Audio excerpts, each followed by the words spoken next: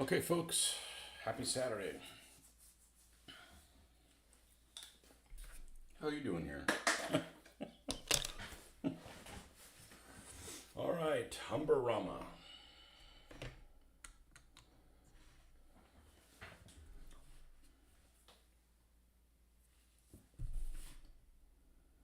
We're going to attempt to finish this one all the way, even though we're not quite going to be able to do that. I think I want to put something up here where these little dots are. If not, I got to take the dots off. So, and it's really weird. These are plastic model kits from Plastic Soldier Company,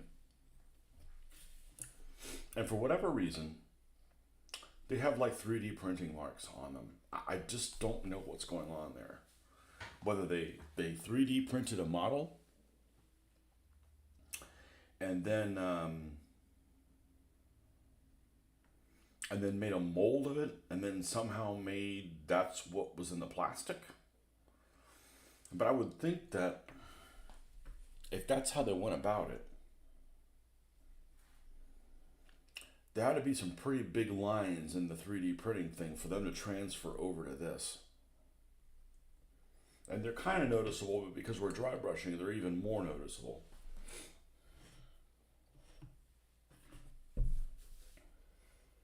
I mean, so many things that I have 3D printing lines. It's not that big of a deal, and they're relatively small 3D printing lines. But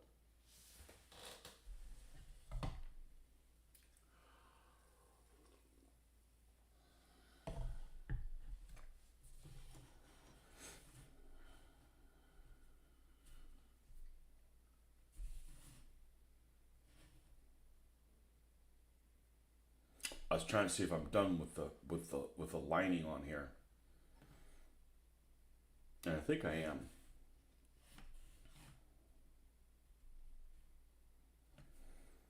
We got a couple tools here that I think both of them are completely metal colored, and then there's a bloody shovel over here. Let me see if I can find some photos.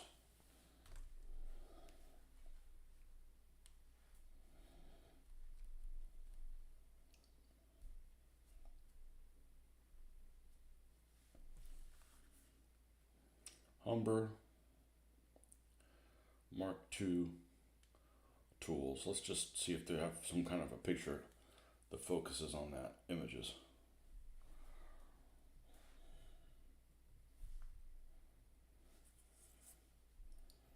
This is just somebody's rendition, which looks okay. It's got that chipping on it, which I think looks really annoying. I mean, it's just not my style.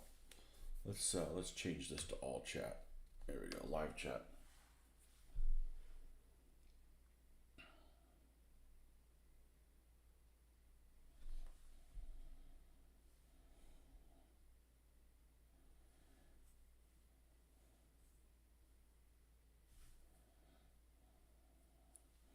$15mm armored car. Yep.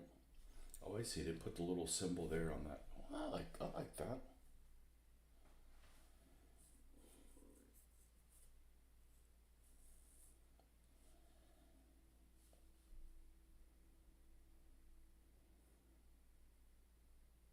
Oh no! This little model from Revell has little dots up here at the front.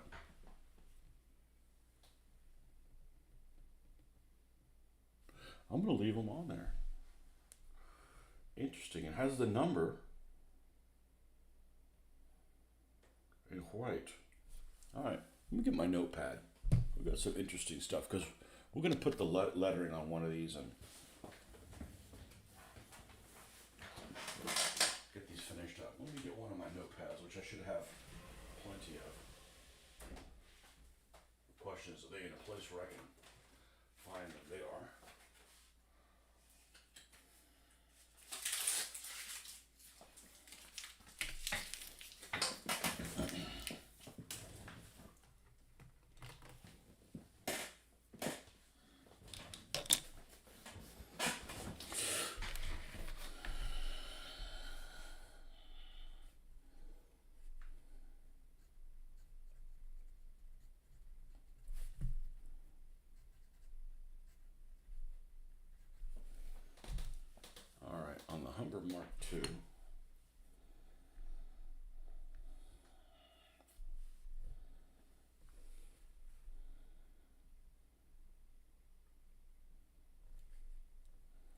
This is an FS F28901.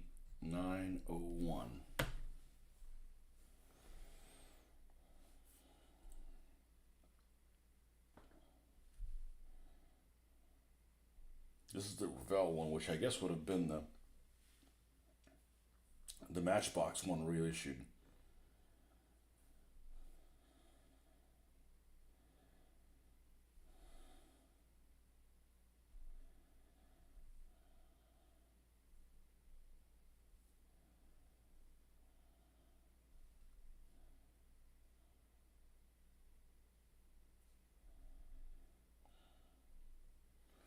Eighth Army, Unknown Armored Car Regiment in Libya. That's the one that has this marking on it. And then it looks like I got a captured one. 8th Army in Italy, Unknown Armored Regiment, Casino Battleground Area, February 44.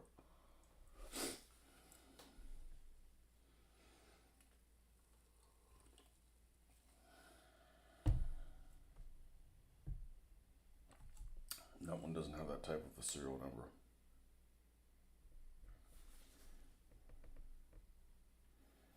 Yeah, these are cute, and it's got a lot of parts on it, but man, I'd rather build these with a lot less parts. And, I don't mind putting a lot of parts. I don't like putting the suspension parts underneath because it takes a long time. It's a lot of things to sand, and they're not very hardy. Like, you couldn't, do this all day long. I'd be worried about it breaking apart.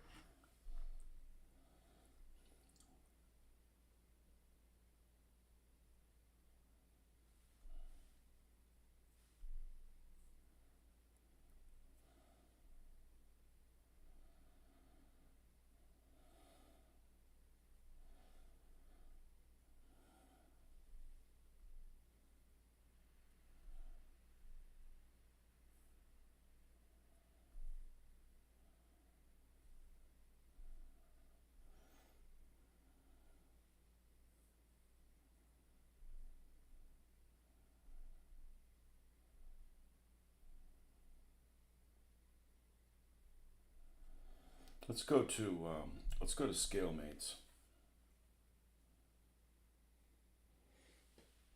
Good morning, Marcus. Let's bring everybody along with me. How about that? Let's bring everybody along with me. Now that we know how to do that, let's make sure we keep working on that skill so we don't forget how to do it. Let's go to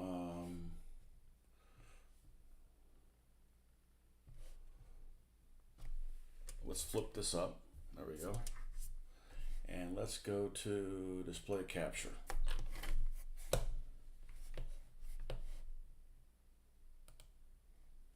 Let's give myself some operating room here.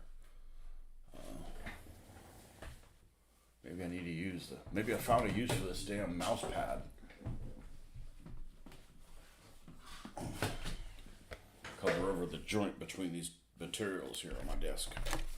Alright, let's see if we can get that working. Okay, so let's go out of this screen. Let's close this so I can look at the screen a little bit better. There you go. And let's add a window here that we're going to go to scale mates. And of course, I'm doing this with my glasses.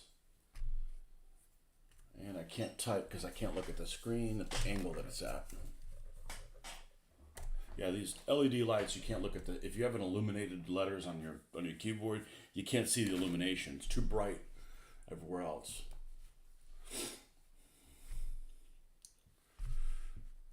And these bifocals, transition lenses don't work worth a damn for me.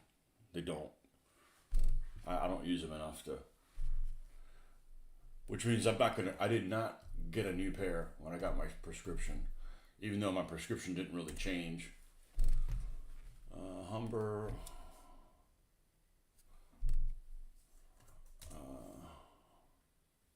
Let's see. Humber armored car. That'll work. All right. Let's see if I can put this in a position that I'm not cricking my neck. Okay. Let's see what we got here. Let's go to the Bronco. Let's go to this one. Let's start here.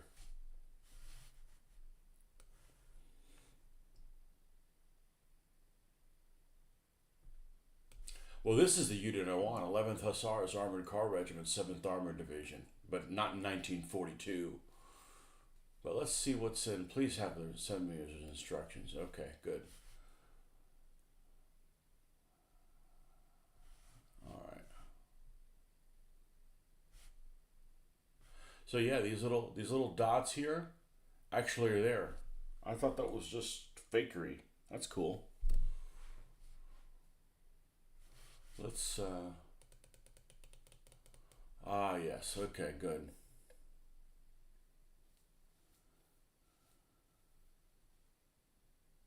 Now I'm going to take. Let me look at my phone. I saved, and I showed this to you guys. I shaved. I shaved. I saved a screen. Oh my God! What the hell is wrong with me? Coffee. I saved a screenshot of this page that had all of the census numbers, I think is what they're called, of these vehicles. So this number is F61352. So that falls in the range of a Mark II.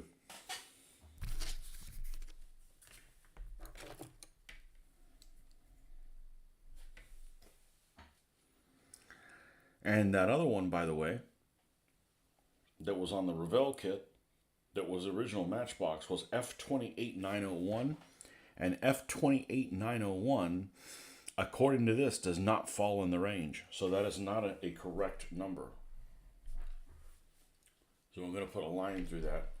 So this F61352 black is a legit number. It's basically the Mark IIs that basically had either a number that went through F59124 through F59183, and then F61184 through 61373. So that means, and they're all sequential, so that means that's about just shy of 200, and then this is just shy of 50. So about 250 of these Mark II armored cars were built. Or this document is garbage. That is another possibility. But this is apparently a document made by somebody who knew what they were talking about. But we got some bags here that we can put across here. I don't know how the hell they're attached. I'm fine leaving it plain. It doesn't bother me any. Here's your flimsies. Inside of the flimsies is silver. That's interesting. It's not silver. It's natural finish. And then here's our headlamp. The smoke dischargers here are black. That's good. Or a darkened color. I know this is a colorized, hokey picture. Doesn't come with these rear view things, which I think are pretty cool looking. In case you have to back up your vehicle. What's this? A headlamp. Not included. Now it does have these two little things, and I'm not really sure what they are. Maybe they're marker lights or something. They're really, really small in the vehicle.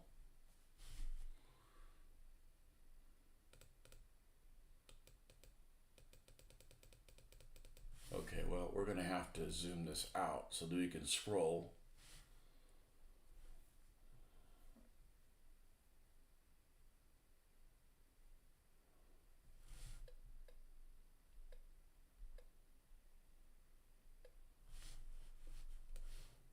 Come on. Come on.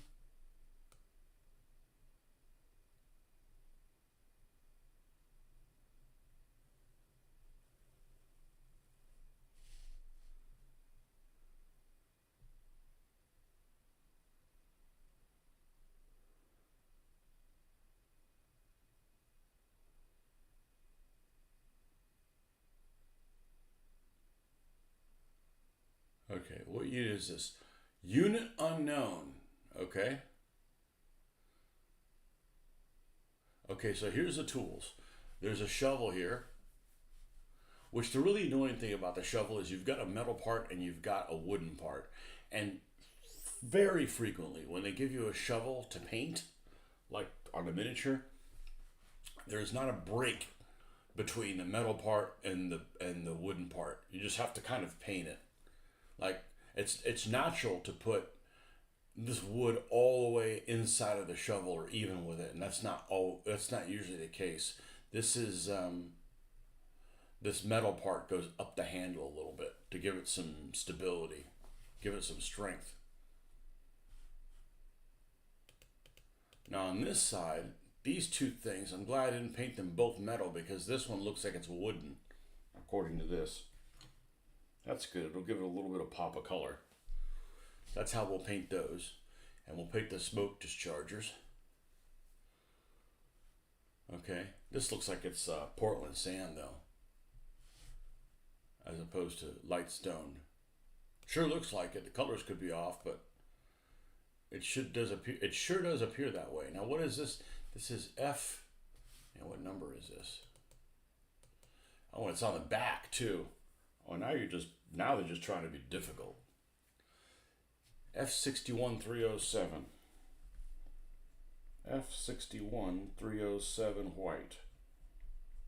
Does that fall into the range?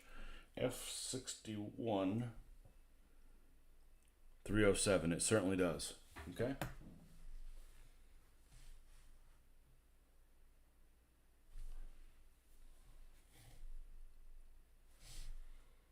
Light sand number 16. What do they call this thing?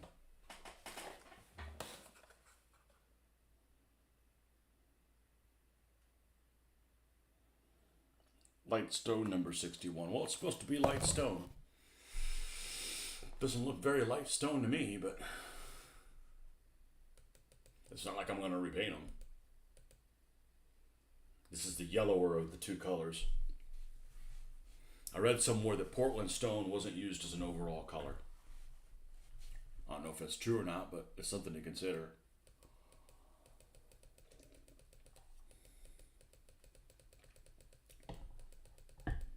So that looks like a number I could use, and be off by one digit. Where is the numbering on the rear?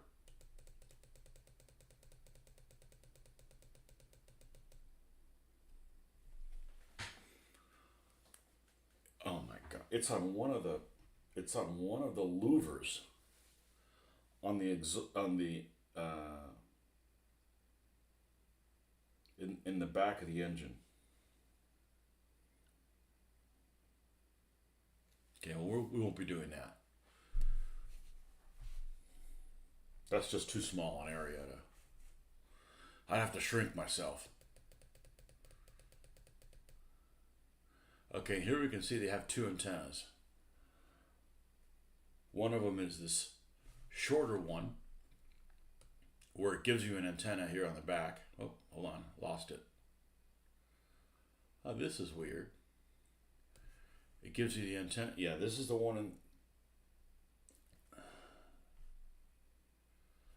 This is whacked. There's an antenna post in the back here. It even shows it here. It doesn't show an antenna. It shows one somewhere else in the roof. And somewhere... This is just screwy. Well, worst case scenario, I won't put any on there. Just leave it as is. Problem solved.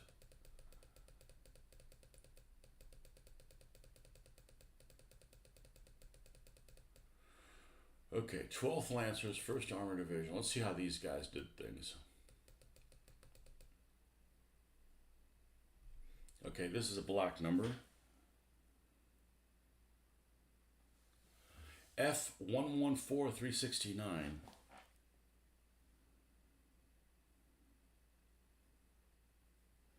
So according to this document, that's not a correct number. Of any mark of Humber. And that's good because this is an extra digit, so that's more shit to paint.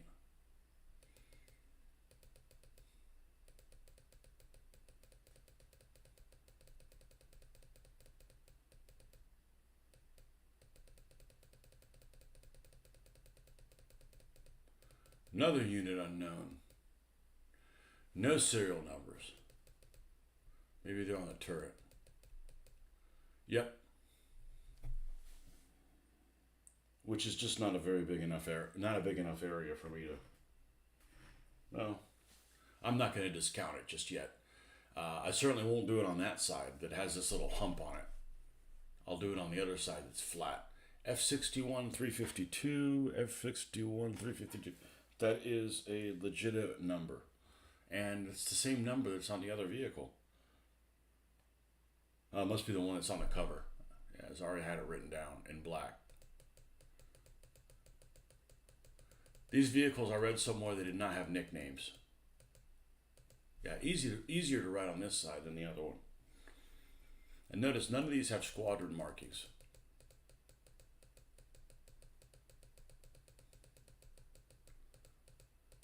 Here's the 11th Hussars.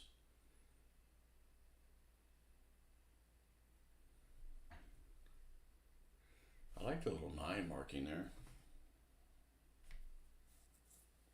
But it's rare to find vehicles in North Africa that actually have these weight things.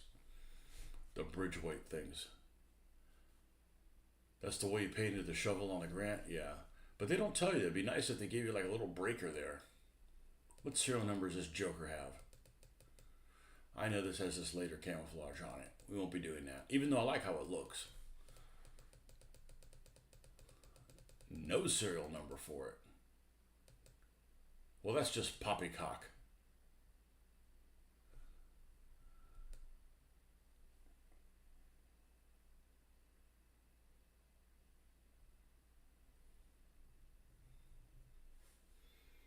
Okay, so let's look at the top of the turret and find out what are they asking you to do with these antennas that are weird. You know, I'm not going to look at the plastic model when it comes to that. Plastic model could be wrong. All right, let's look at some other ones because we need 3 numbers, and I'll make them up myself if I need to. I mean, I have the range here, so I can do it. I don't mind taking educated guesses, but they have to be educated. I have a feeling this does not look like something that is going to have decals. Instructions. And I'm correct. Okay, what else do we have here? I didn't want to put just Mark II because sometimes it's spelled out and sometimes it's MK. Sometimes it has a dash. Sometimes it has a dot. And I'm going to miss some of them if I put any of the nomenclature. See how this one doesn't even, it just says MK and doesn't have a dot. This one has MK with a dot. And if I pick one, I won't see the other ones.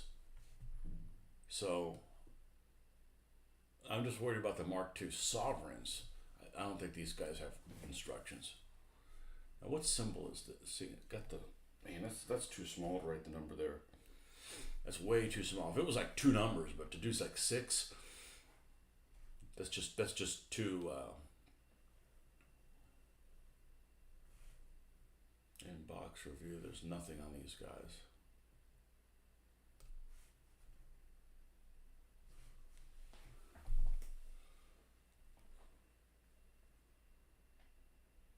That's a 4. F4. That's a wrong number.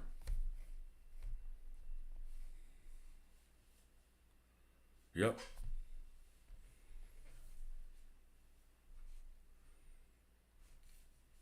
Poppycock.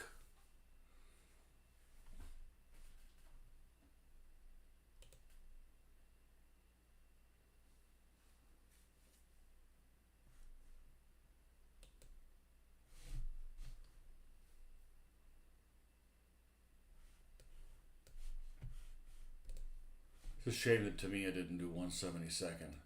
They opened up with 148 stuff. This 148 Tamiya didn't exist in the early 90s. I'm not a fan of 148 scale. I don't like 148 scale aircraft. And,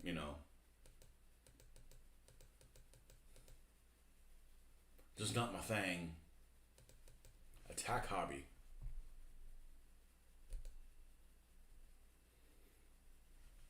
This is like that same vehicle with the 9 thing on These guys are Polish, I think.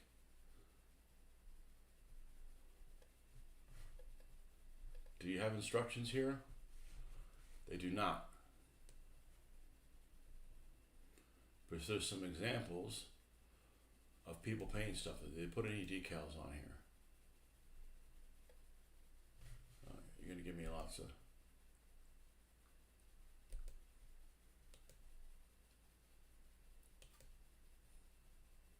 I got a little Bren gun here, sitting off to the side. For extra AA for AA ability.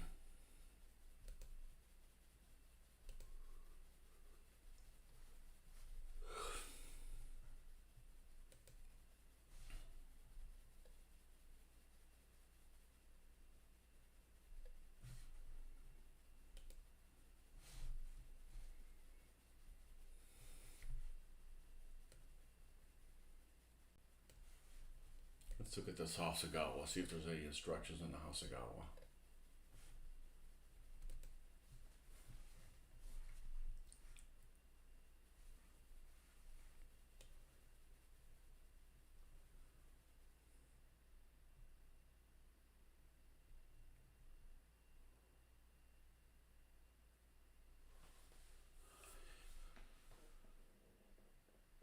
I can't make out any numbers if they're on here. Yeah, they're here in tiny. Let's zoom this in.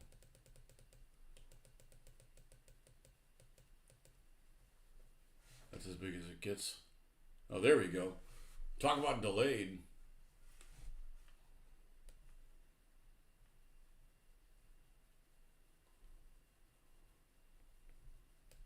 F. No, I didn't ask to click on that. F. 269.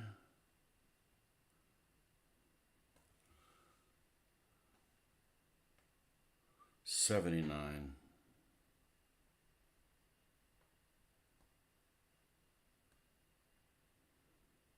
Now, I don't know why some of these are called Mark II AA1.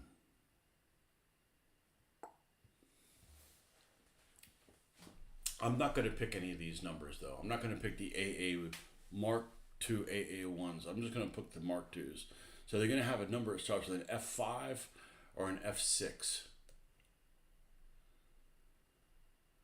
I do like this little triangle. I think that's what I'm going to do. I'm going to do a little triangle on all of them.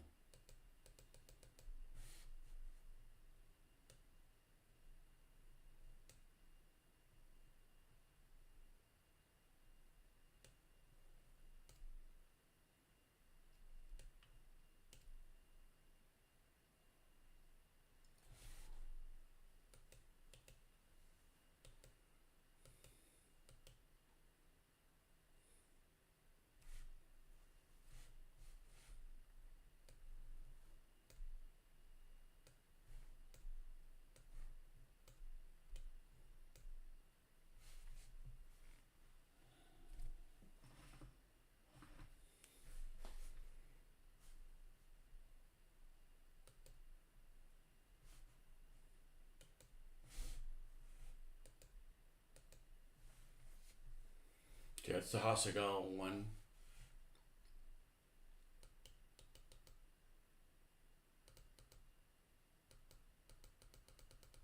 Science Treasury, Papia. These look like knockoffs. These look like knockoffs of the Hasegawa ones. Science Treasury.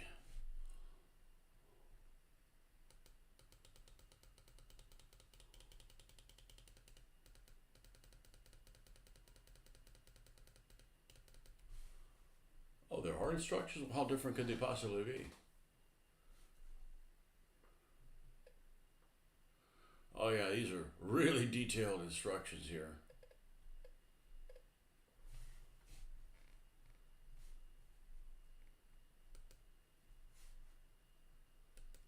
If that's a Japanese kit, you bring shame on your family. Okay, and here's Matchbox included as ones in the 176 ones. Let's take a look at this. Although we've looked at this one, haven't we? Yeah. Well, let's see. Boy, these instructions are hard to... Okay, here we go. So this is an earlier number here. 5th Royal Tank Regiment. So I guess some that were attached within the... Wow, it's kind of a... So that's an earlier series one. Mark II AA1. And 61... 365.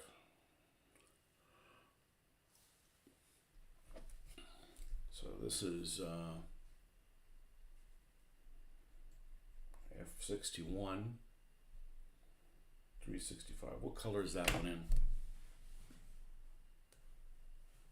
Well, I don't care, because you know what? I'm not going to do them in black and white. They're not going to stand out enough. I'm going to do a whole lot of effort. It's not very noticeable. So that's probably going to eliminate all of them, isn't it?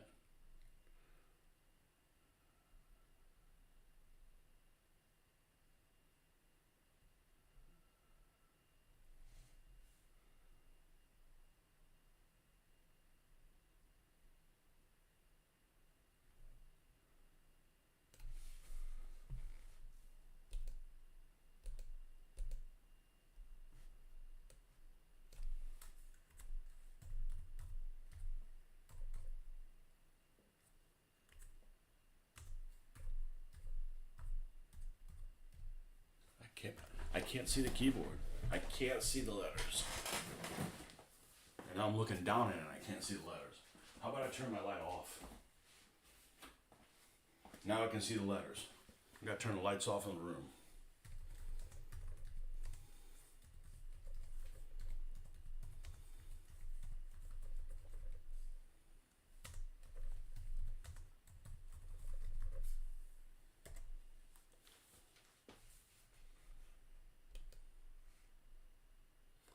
Take my glasses on, take a look at what we got here. Is there any of this of interest? Well, this has a diamond symbol. I really like the way this camouflage looks here. Looks really nice, but a little later, period.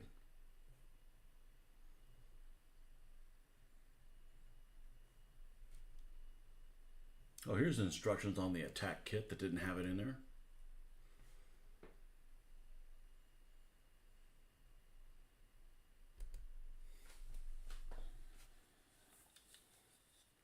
This vision thing sucks.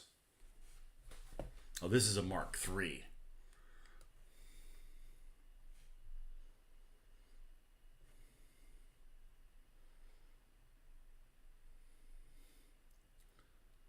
Yeah, well, we didn't build a Mark III.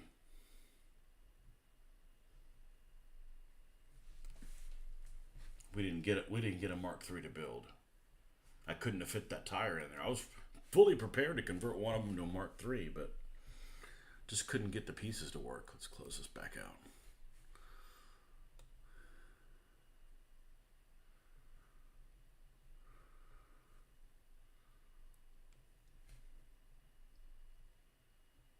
No markings on this thing.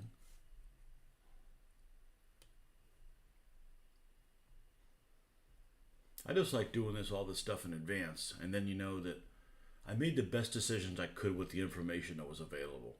I don't want to be like, well, if you just looked a little further, you would have gotten the answer you needed to, you know? Ultimately, it won't matter to anybody but me, but I do have to sleep with myself every night. Okay, I think there are going to be any other views of this. Let's see if there's any other views of this on this war drawings. I don't know if it's here's another view. Not that these things are 100% accurate all the time. Okay, here's a number that's obfuscated. This is a huge number. That doesn't seem right. But here's what doesn't make any sense. You got this post that's obviously for an antenna, and there's not an antenna there. It's really, really weird. I'm not gonna worry about adding more antennas to these things. Obviously something is screwy. Maybe they had different type of radio sets.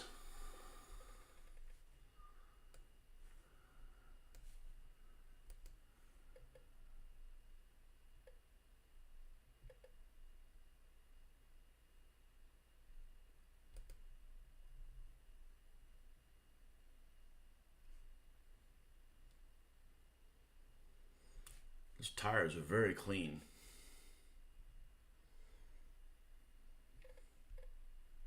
Okay, let me go turn the light back on. I found out everything that I'm going to find out.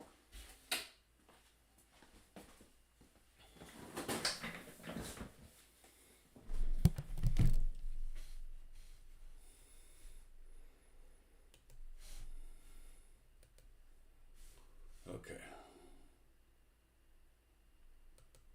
Whew.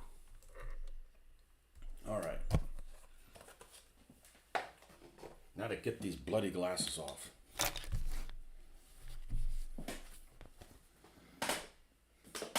I mean, the only reason I have glasses is like, take my contacts out. I gotta do something in the middle of the night, put them on, but I don't wear my glasses ever.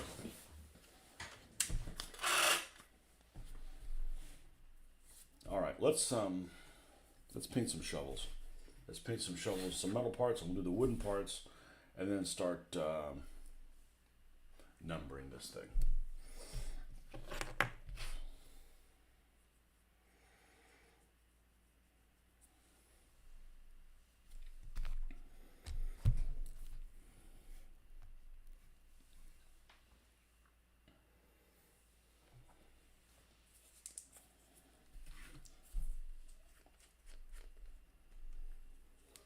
I know I probably put a lot more effort into that than most people do, but I don't want to be like, man, if I would have just looked one page, I would have gotten the answer that I needed. And I don't mind looking for that. That's kind of a fun exercise. I don't like cleaning flash off of pieces. That I could do without.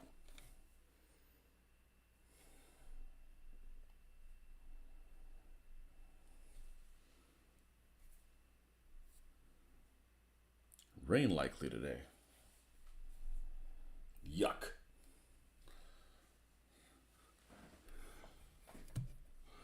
If it's going to rain, it's going to make me want to have ice cream. Those two things go hand in hand. Make me feel better.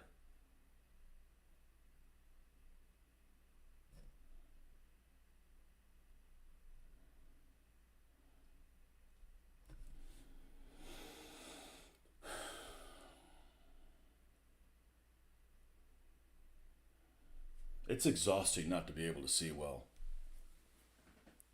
It's really exhausting. So I just take my contacts. Like, I could do this all day. Like, this is perfectly comfortable. I could put my contacts in, which correct me to 20/20, but I can't see up. I'm blurry up close with readers, and then I can do that all day. But the glasses drive me bananas. I can't drive with the glasses. It's like driving intoxicated. You move and then later your vision moves afterwards. Just a split second afterwards. And it's really disorientating.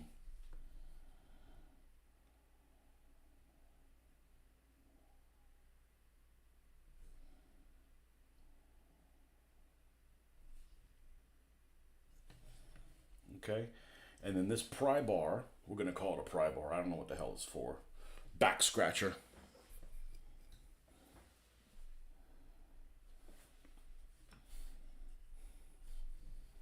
It's a big bar to tickle the Germans. I don't know. I've heard of a French tickler. I don't know what a German tickler is, but this is like solid steel and like a pry bar. We have ways of making you tickle.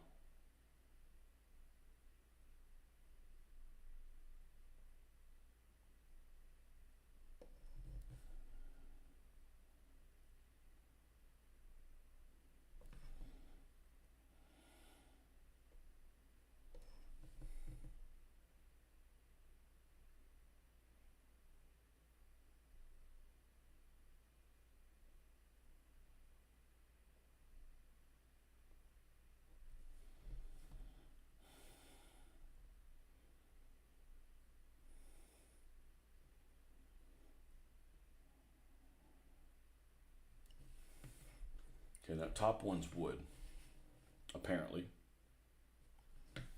So let's get Well, now I gotta put these to find them.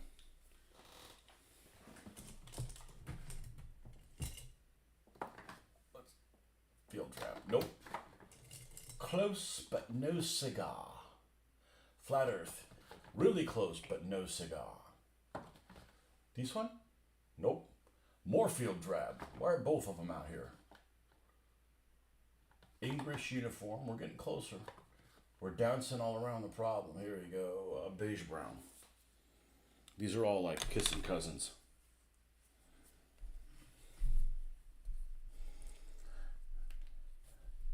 That a saying that was developed over in your part of Virginia? Kissing cousins. Virginia is definitely, the part of Virginia you're from is definitely south of us.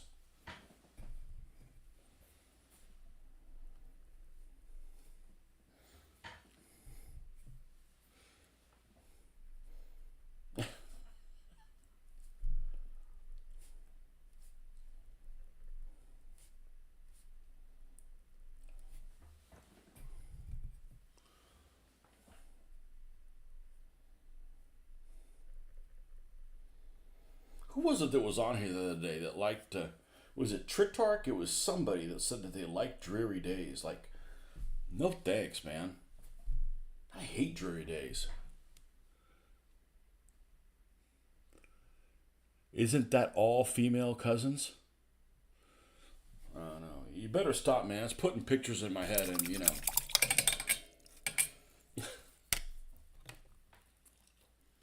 I'm going to leave that right there.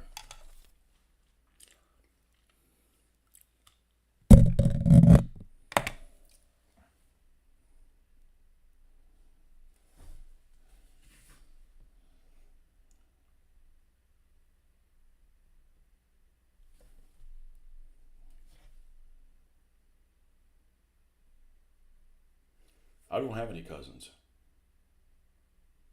See, cousins would be what? They would be the children of your uncle, right? Or aunt. Yeah, I don't have any aunts or uncles. Nope.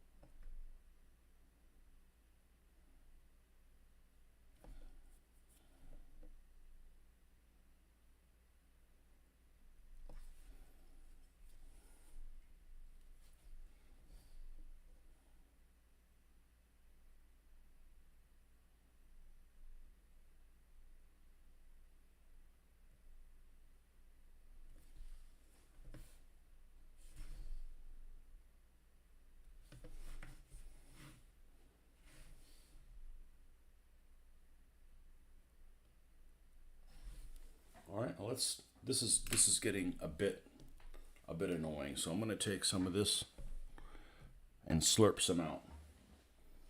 And let's put our land for easy use water right there. Easy use water land.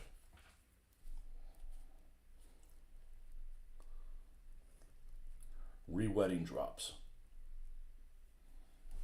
Stuff I don't like to do with the airbrush, but I do constantly with a hand painting and don't even think about it twice.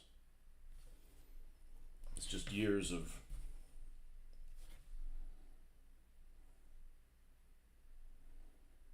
being used to it. I'm not going to get bogged down by painting the tools and on the other armored cars. We'll just do one at a time. That's more my style, anyways. And if we're using cheap ass black, we might as well use cheap ass white.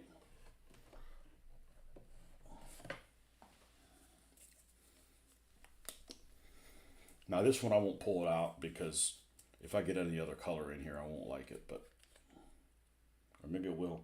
Oh, it's whipped frosting. That should be plenty. Sometimes this folk art has almost like same consistency of like tube paints of acrylic, which, man, I'd love to have some of that stuff because that looks like it'd be fun to paint with, but it can be expensive. I got some that my dad had. He used to do some painting stuff a long time ago. Man, probably in the late 70s. And I still got some artist acrylics from him. A lot of them aren't any good, but he used to take photographs of stuff and then put them on, make a slide out of it, and put the slide on a canvas, and then he'd paint the canvas of the slide.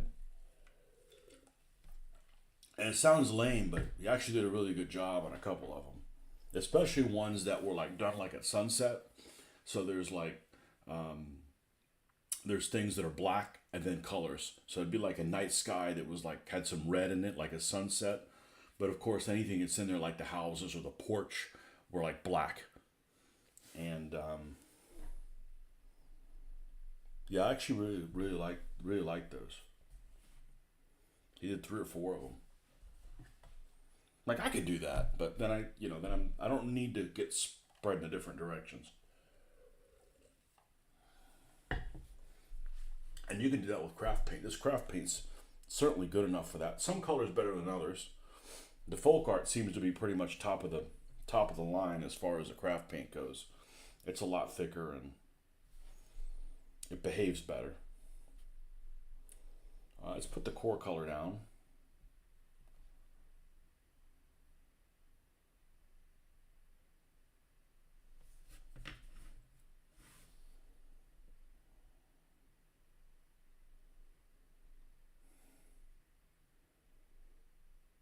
Yeah, so hopefully they got that snow situation taken care of in New York City.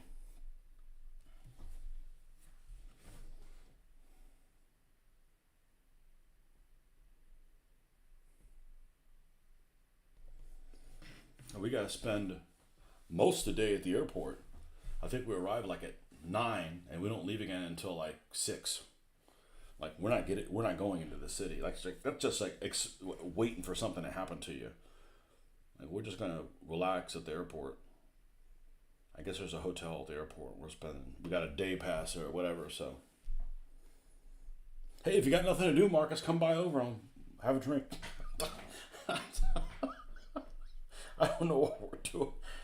There's so much planning I have to do for work that the rest of it is like, I don't care what happens. I really don't care what happens. It's like, it was insane. There's shit that come out that just, there's stuff that happened yesterday that just has never happened in 30 years. And it's just like super.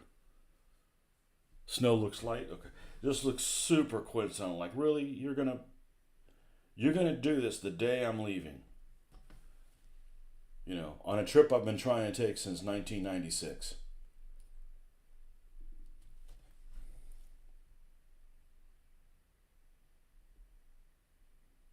Like, wow.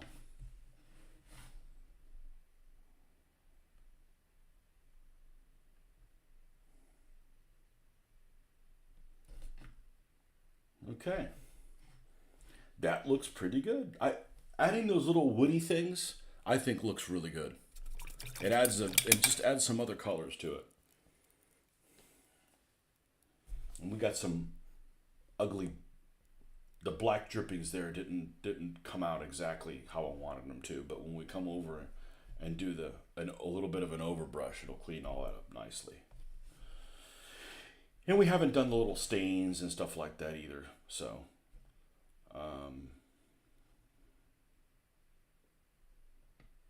Yeah.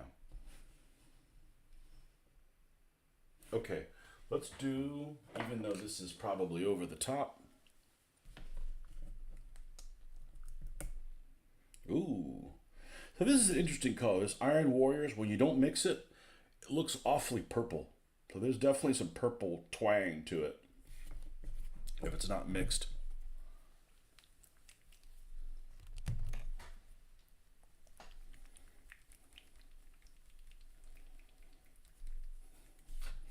I was going to get some books from the UK. I know because they're not available in stores. It's from an independent guy, and it was like 40 pounds or something like that to ship them, and they're like little notebooks. Like, man, I can't justify that. I don't want to justify that. Just to find out that I'll get them, and then maybe it doesn't have any, information that's just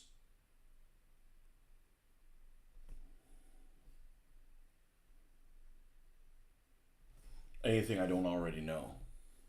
I'm sure there'll be something I don't know, but I've done a fair amount of research.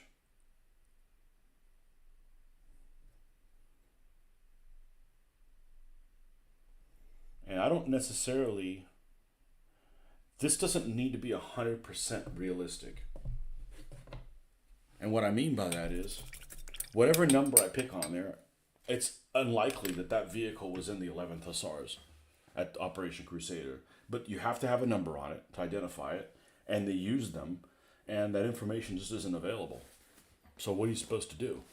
You know, like look and make sure you don't have numbers that don't fall into the range, or like this Valentine. Like there's name for one Valentine in there, and it's Buccaneer. Well, I'm not going to make it Buccaneer. I'm going to make it a different one. So I'm like, okay, there's obviously a B name. So what's a B name that's like Buccaneer? Brigand. So mine's going to be Brigand. It's going to be the same unit. There's only 8 of these in the unit of, I don't know, it was like 50 or 52 Valentines in that Royal Tank, in the 50th Royal Tank Regiment. The information isn't there. You know? It's not like I'm calling it something that's completely off, that doesn't go with the look of it. It's not like I'm calling it, Frankie, Pinky. As much as I'd like to call it Pinky, really would like to call it Pinky. So it's educated guesses. And I put this away, and I probably shouldn't have. Francois, welcome back. Why the French name? Is it like one of your characters or something like that? Are you French descended? Nothing wrong with that. As long as you wear deodorant, we're good.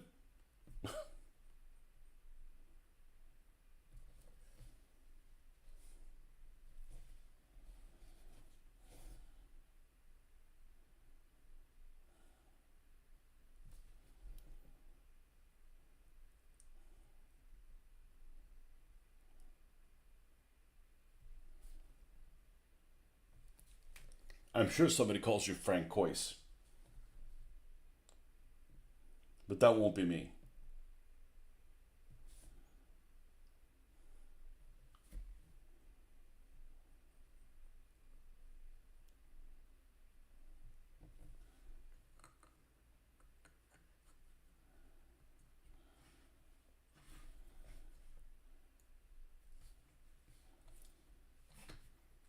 That's a really thick 15 millimeter barrel.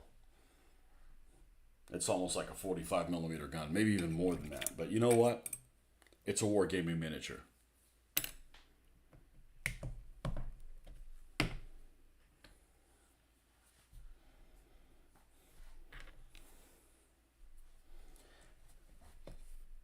This isn't what things look like. This is an inspiration of what things could have looked like.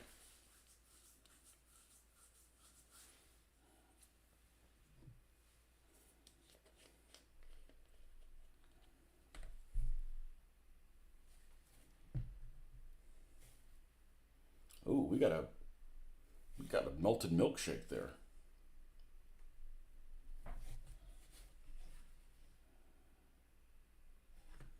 I may just leave this little antenna on there and call it a day.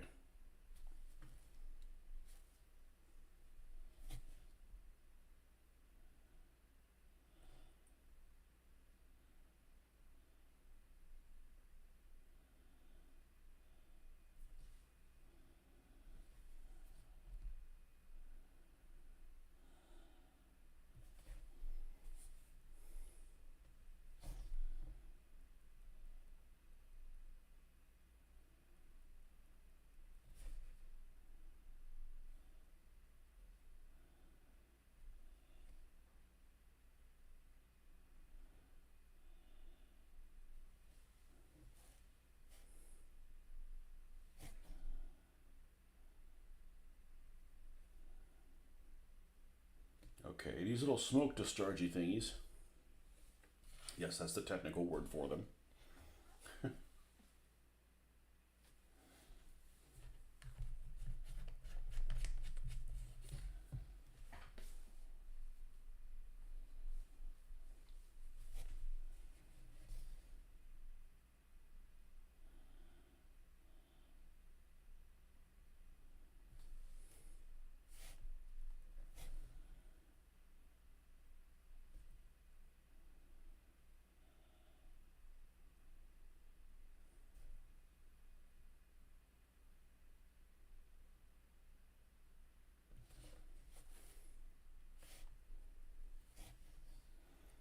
And I went many years. My dry brush journey is kind of interesting. I didn't do any dry brushing until I did Battletech miniatures, and that was early 1990s. I didn't do anything else with dry brushing at all, other than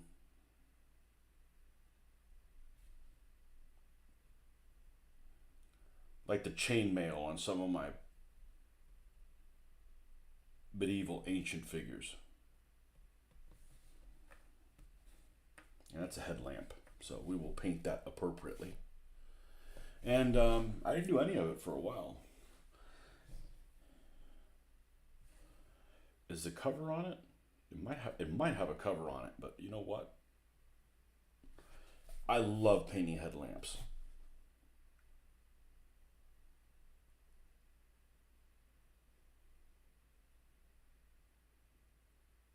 I don't have a love for windows.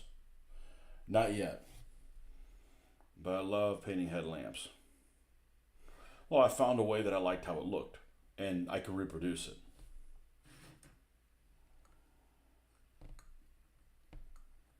And as much as I would like to do it blue or bluish. The gray thing works better, and I got that from somebody. I don't know who it was. I surf a lot.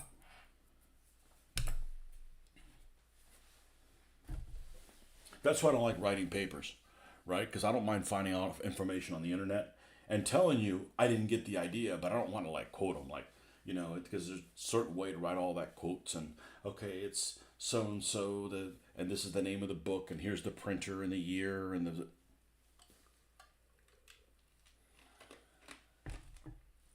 I'm just going to tell you it wasn't my idea.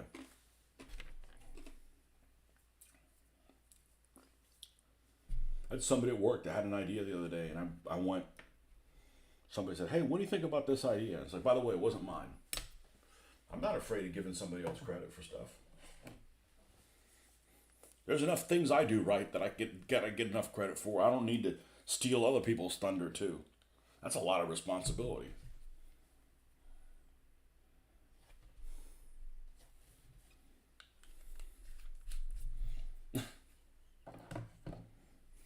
Hey, this guy's good at everything. Let's give him all the work. No.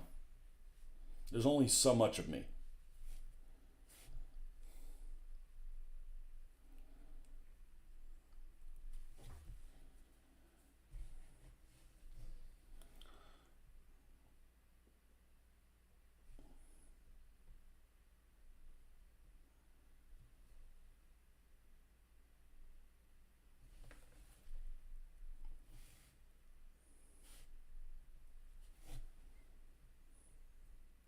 I can't imagine working at a place. Well, you got some supervisor that takes credit for the stuff that you do. And I know some of you guys have had that experience. I've never had that experience in my life. Maybe I'm lucky. Maybe it's the exception to the rule. But that's like, that's reasons to have a duel. There are reasons out there to have a duel, and that might just be one of them.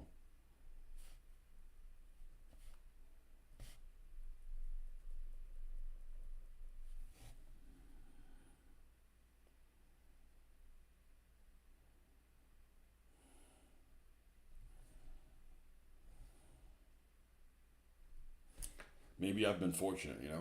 But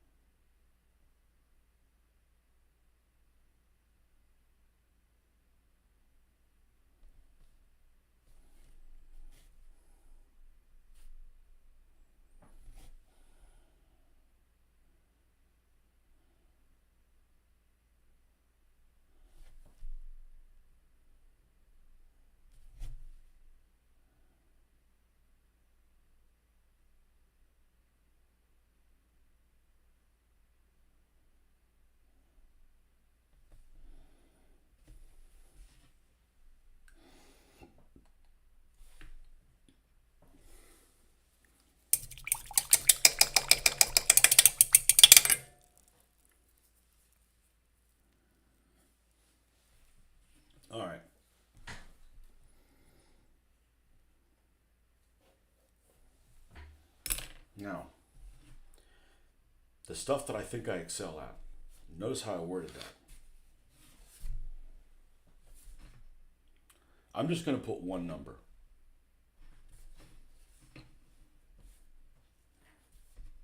And it's going to be like across that line right there. Well, let's see. If I put on all of them there, I may need to move it a little bit higher. And that's going to be a challenge, is getting it around that wheel. I might actually have to rip that wheel off, which may be very hard to do considering I used weld cement. So maybe I need to put it right below. Anyways, I have to put a number on there because it's just too prominent of a thing.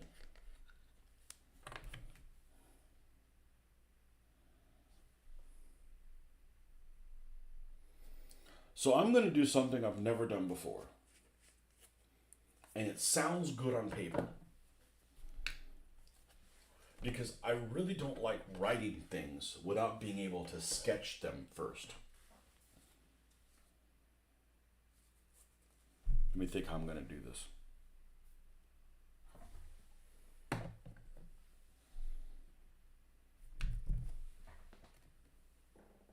That's silver gray. What are the base colors for this? I know which one it is. It's that AK. I don't want to use the AK one because I'm going to be fighting with it being so thin. That's Portland. That's the other one. It's too yellow. No, I'm going to use the base one. So I'm going to take this, the sand yellow probably works fine. So I'm going to take this dark sand and I'll mix it with black. Because this color is already in there. And I'm going to sketch the numbers in. It's like equivalent, like if I was writing it with pencil. I can't write it with pencil because I can do things a lot smaller with this brush than I can with a pencil. But we're going to take all vestiges of paint out of the ferrules, I think that's what you call it. Just make sure this is completely clean, that all the hairs are lined up.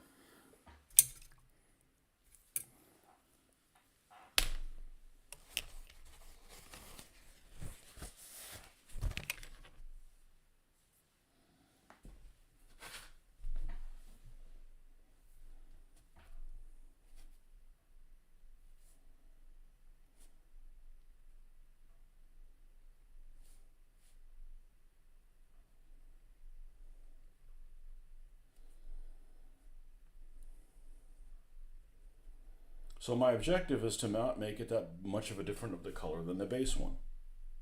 Maybe something like this. Maybe even a little bit more sand. And then we'll fill it in with black.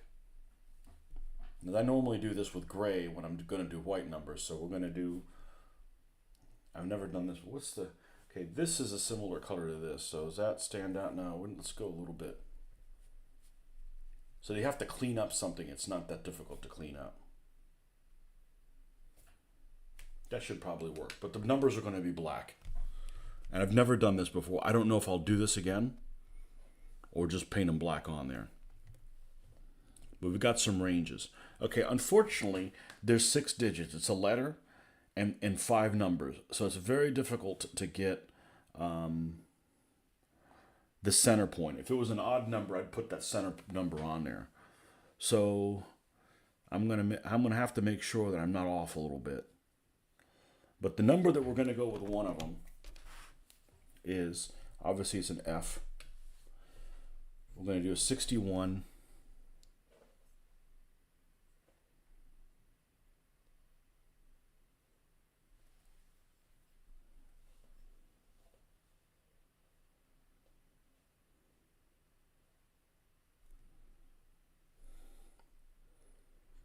Two.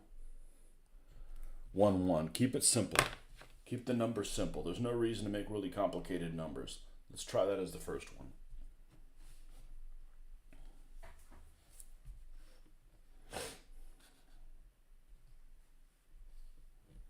So, with that being said,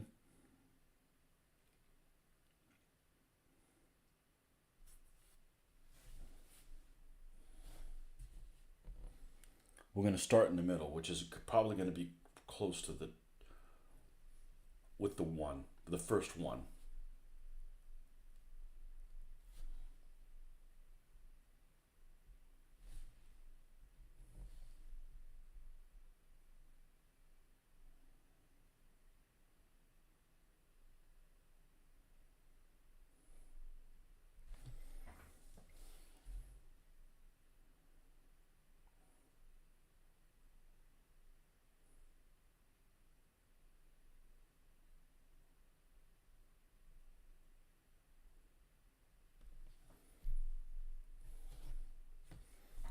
My daddy was on that one and he didn't go to North Africa.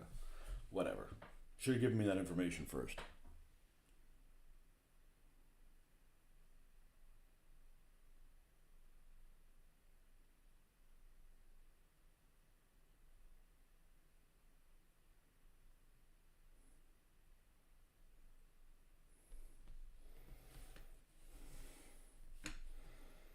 Do I like that? I think so. I'm going to roll with it.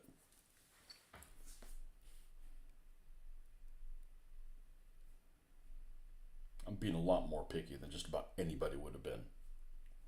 And this is your opportunity to like correct things if you don't like how it is. Like I'd like for this F to be a little bit more this way. But the 6 seems to be in the right place.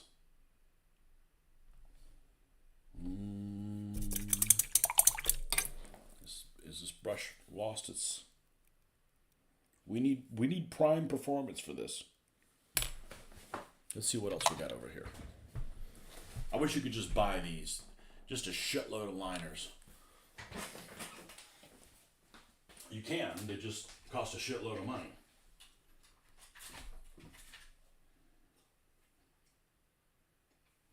That one's no better.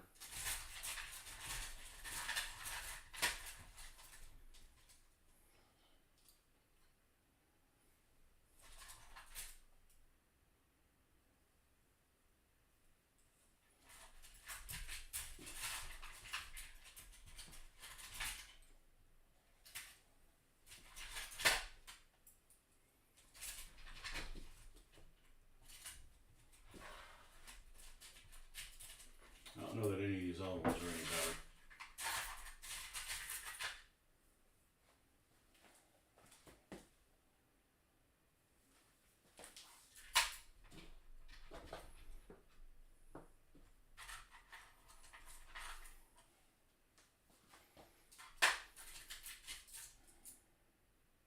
No.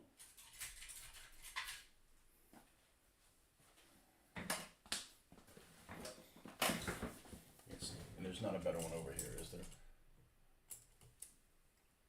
Nope.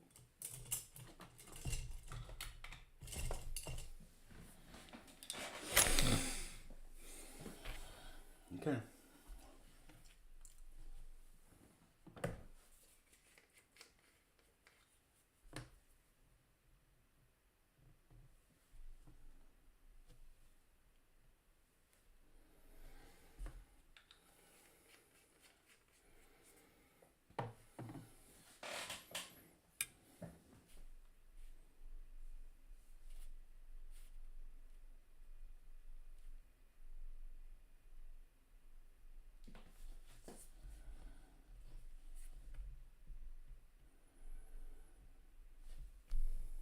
And the ones don't have little legs on them. They're just straight ones.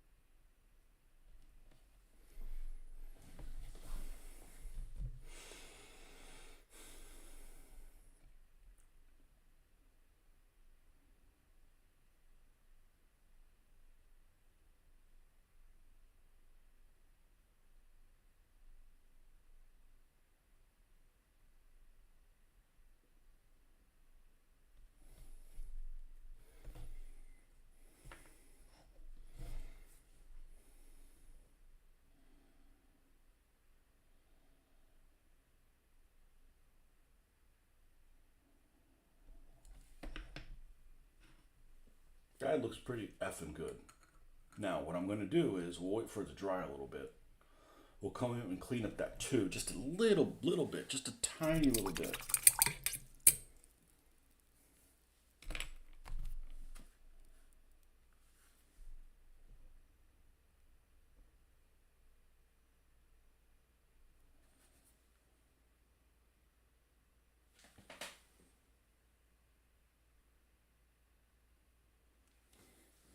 There's very, very little cleanup to do.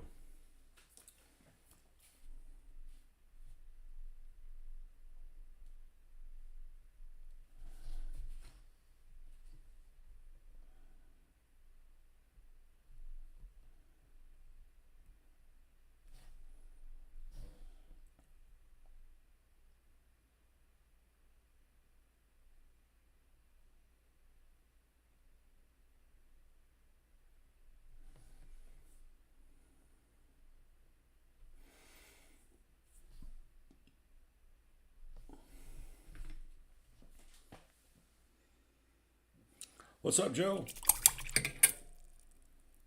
Joe Coton. And I like the little red triangle. So I'm gonna put a small little red triangle here. We'll put one at the back of the turret and we'll put one on this side. So we already have some black here as a base. We just need to get some red. And this vermilion is just fine.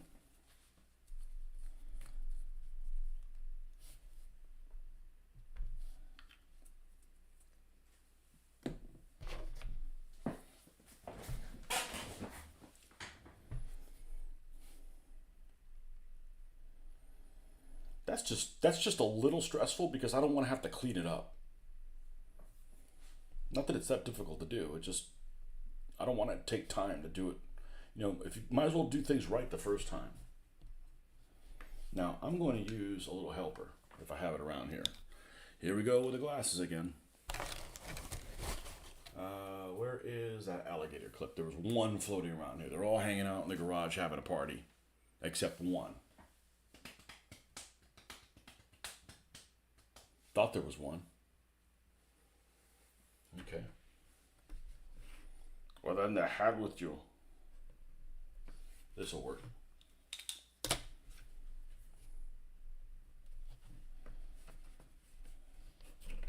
Hello, we don't need that.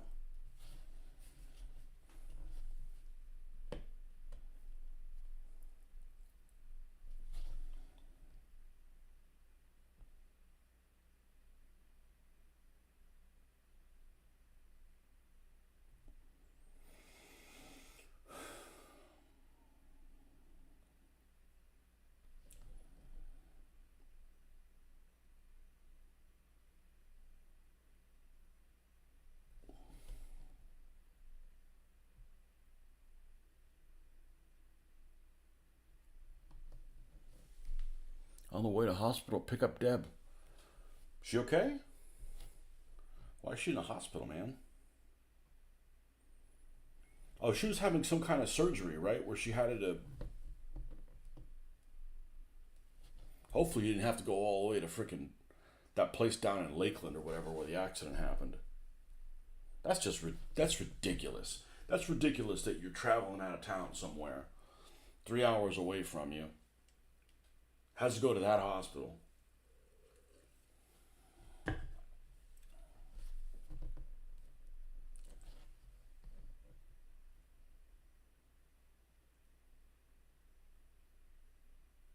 And these are all different sizes.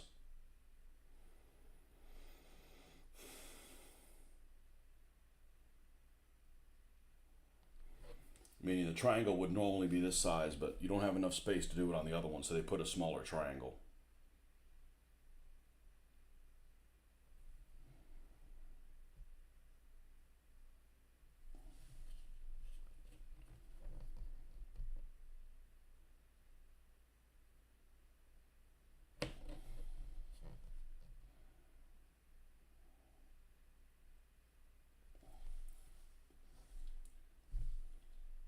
And then we'll do the same thing on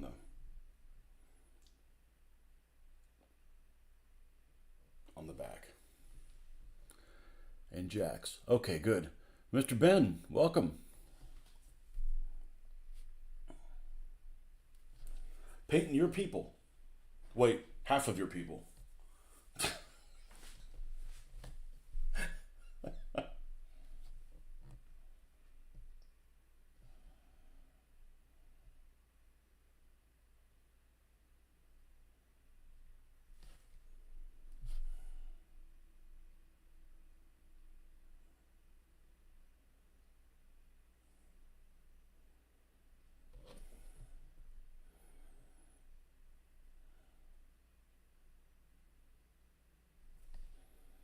I saw you moving on me.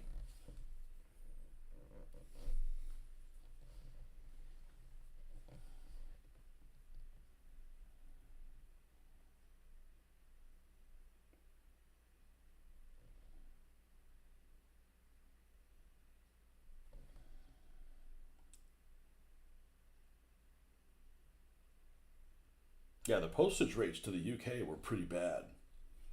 And it sounds like they got even worse.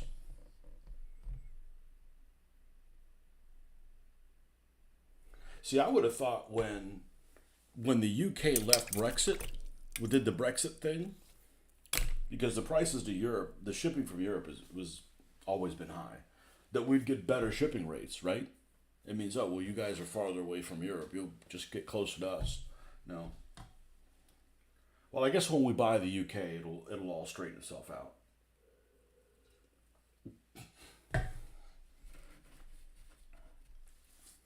Like I've been listening to any of that or whatever that is.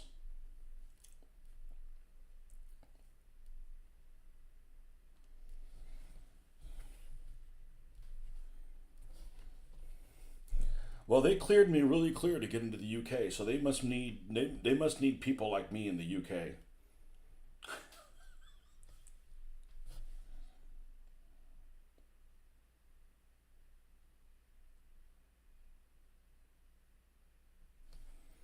Had like a thing you had to fill in online. I'm like the pre do that. Could do with one of those. It's still freezing here, and some knobhead was out spraying water on a steep hill in the middle of town so his kids can sledge. A few old timers have already slipped on it. Knobhead. I thought you couldn't waste water like that in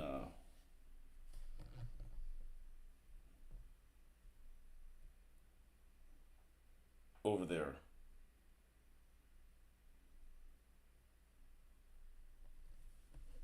Old timers.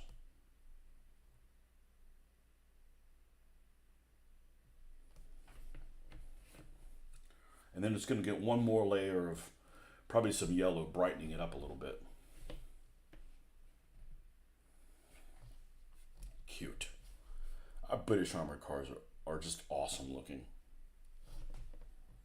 Things look better when they're in this buff color, anyways.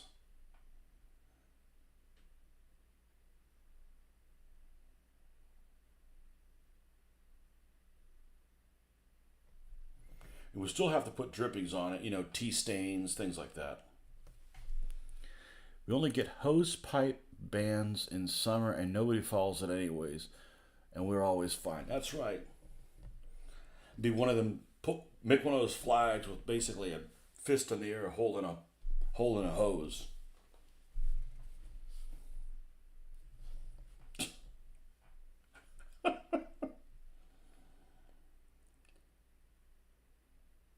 So the only gaming I've been doing lately is I've been dabbling back in State of Decay. And every time I leave it, I have to remember how to play the gaming. Well, I have to remember what buttons play it, and then then you get good at it. But man, I was trying to play on Nightmare. It's impossible to play on Nightmare, much less the heaviest detail ones. I could play Dread pretty well, and it's just challenging enough that it makes you do stuff that you wouldn't do in the normal game. Like there's one, I had these little communities going, and I still hadn't moved from the first base. Like it's that difficult. Like I can get by, but it's difficult. Any other difficulty level, it's like I can move from base, keep getting guys, no problem. All these guys are over there causing a problem, go and take them out.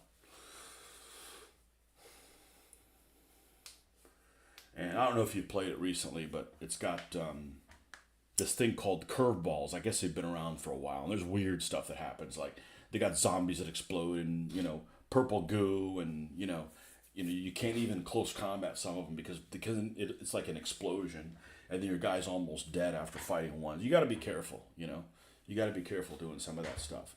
But there was this one map I was on. I started a new community. I don't cheat. I don't bring in people that are all powered up. I just get 3 random people. And if one of them has, a hook nose and a gimp leg, that's who I get, right? Although whoever designed that game has it out for white males. There's like no white males in that game. They must have been really tasty. White males must have been like the first to be eaten. There's no white males in the game, but I don't care. It's just kind of obvious, like, Anyhow, so I'm playing that game, and there was this, what do you call that thing? The big heart, the zombie heart thing that you have to take out. And you can't fight too many things near it, or it wakes up.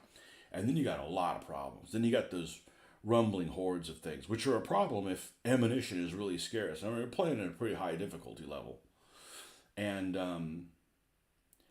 there was one of the communities, there was this group of outsiders that came in, and my mission was I had to take them out because they were basically keeping me from getting food and medical income.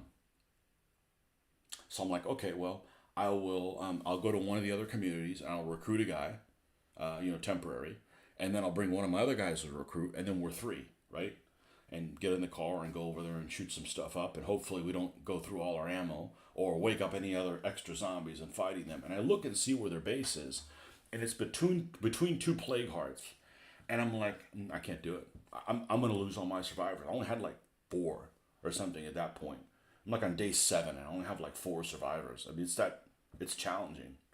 That's why I want to play it. I mean, I could live forever and at the easier difficulty. And it's one of those things that if you're challenged, you get better. Like, I absolutely hate ferals. I absolutely hate ferals. You either waste a lot of ammo, or they kill you, or what have you. But man, you learn to have freaking dodge and stuff like that when your life depends on it. But I'm like, I can't take out this group. I don't have the ammo. I'd wake up 2 plague hearts, and then I'm screwed. So I left the board and started on a new board. I'd never done that before. I never even moved from my original base. So it's definitely an interesting challenge. So I am enjoying that. Then again, I'm sure some Angelinos thought the same as us. Yeah, that state has all kinds of problems. Well, first of all, it's too many people living close to each other to begin with, regardless of where it is. It's dry. They have all the bad laws, and they have earthquakes, and it's like, no thanks. No thanks. I probably would like the weather. It's probably beautiful. The USPS left the international agreement that regulated rates. All the other postal service retaliated. It's just been quoted £57.53 to ship £36.53 item from the US. That's just ridiculous. Dude, just get one of them tubes like they have at the freaking bank, or at least how they have them in the United States. You put your thing in your canister, your check or whatever, close it, press the button. Just get one of those that goes around the Atlantic, man. Like,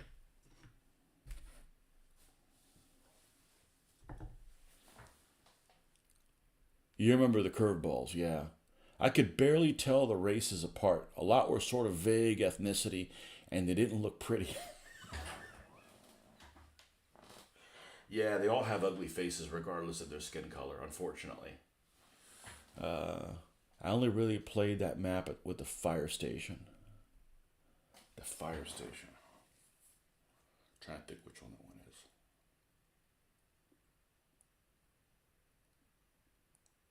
A couple of bases are really cool. I haven't been able to move bases. This ammunition is so scarce, and that's good. I like that. I tried playing it at the next at Nightmare, which is one off of the top level, whatever the top one's called, one down, and it is so difficult because like you find a new community, like well you need them as allies too. You can't just go like well let me steal one of their guys and gain a guy. You don't have that anymore. It's just like this balance of the two things. Where you start in the Ranger Watchtower. Okay, the one in the original game. I played the original game a lot. It's a great game. It is a great, great, great game.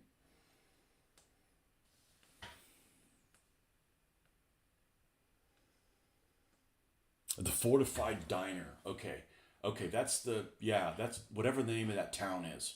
It's all the way in the bottom. It's like a burrito. It's a Mexican restaurant, isn't it? Yeah, there's a fire station due south of that. Yeah, I always go over there. There's always fuel and man, I've had some epic battles with freaking juggernauts at that base. Work, run around to the back and climb up the ladder and like snipe at the top. But juggernauts you can at least get away from. It's the ferals that are just brutal, absolutely brutal. What a great game. And the controllers are kind of janky, but they're not as janky as Grand Theft Auto. Grand Theft Auto is like super janky controls. Providence. I can never remember the names of it. Did you ever play the one that was in what's the name of the city? I can never. Is it Danforth? The one in Danforth. I wish there was more to do in that one. I really like the Danforth environment.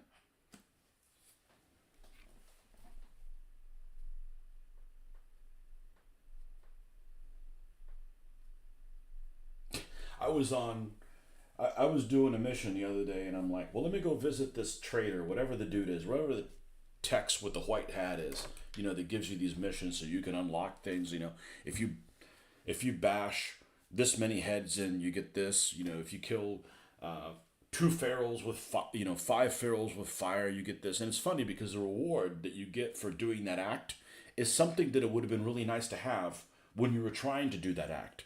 Like, you have to kill six armored zombies with, six bloaters with shotguns, and the reward is a shotgun. Like, okay, well, that would have been nice to have when I was trying to kill those things, but so I go over to visit Tex, whatever his name is, and he's over by the river. I can't remember what the name of the map is, but the map I was on, and he's over by the river.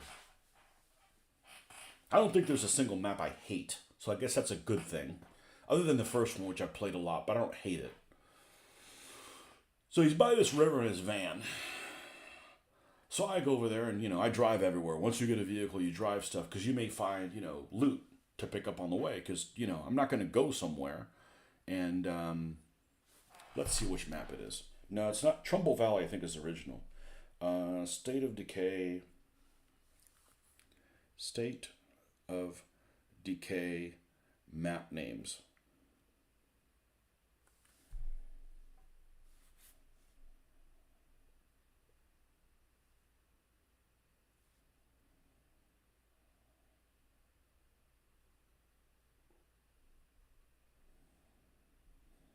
More images. Show them all to me. Just show all the bloody maps to me. Okay, Trumbull Valley is the first one. Trumbull Valley is the first one, which has that little diner and has that fire station. Well, there's another one that has the fire station too, which was the one I was just on. It just has it in a different place.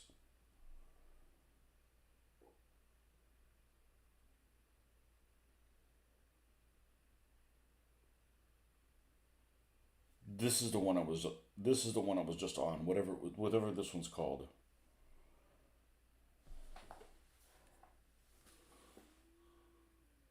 And the fire station for it is near the brewing company on the curb. It's actually that large building right there. That's the fire station. On that one, I stayed on the original map here. This Clarington house. I was never ever able to leave, and this guy, this dumbass, was set up his camp here to sell over by the river, and so I had to like dodge the river and go over there to him and meet him.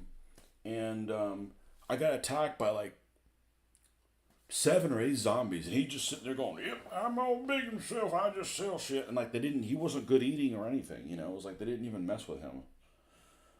Um,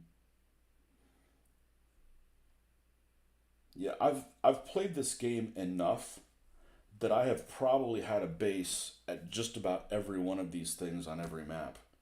Whitney Field is interesting, but it's so far down there. I like the police station. I like anything that gives you ammo income. I don't know if I've ever had something at Camp Kalenke.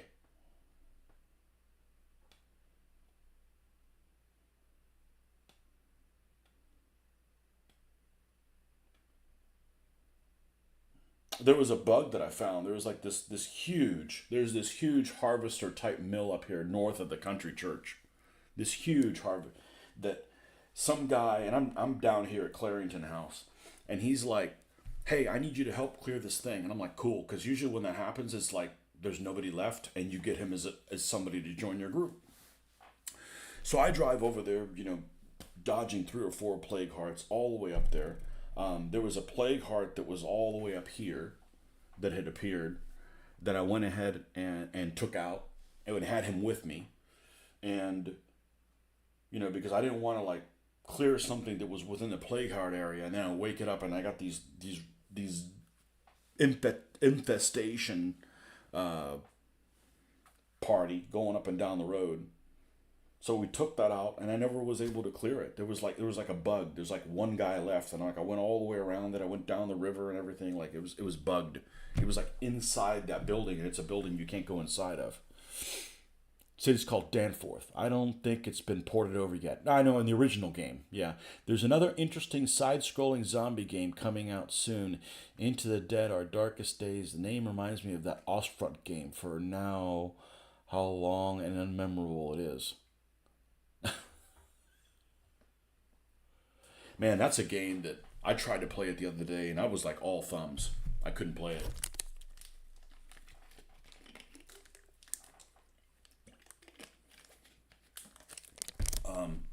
They're just too much.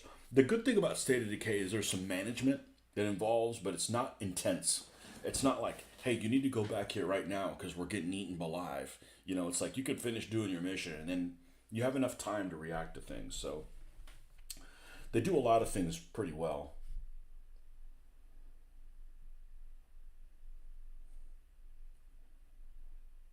It's the only. What was that free browse game on your phone you can play that's called where you go and you have to get wood and you have to get wood and then you go and you cut it in smaller bits to make lumber and then you got to lumber to build this other expansion and other people can go in there and destroy your things and zombies. I'm like, you play that for a little bit, but that's a little too many things that undo the stuff that you've worked on.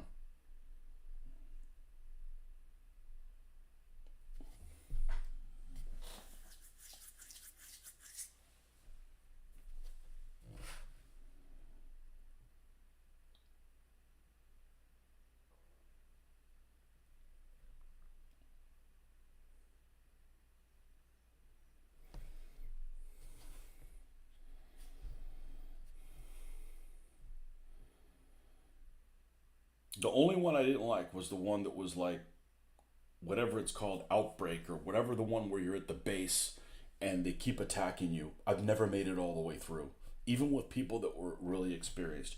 We've come close, but I just don't like that. That's extremely stressful. That's like good for people that don't have jobs.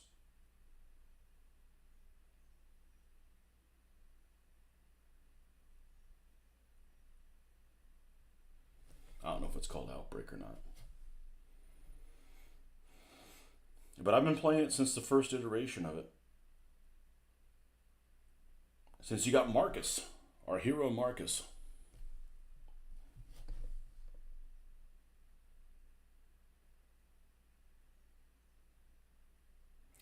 Marcus and Lily Ritter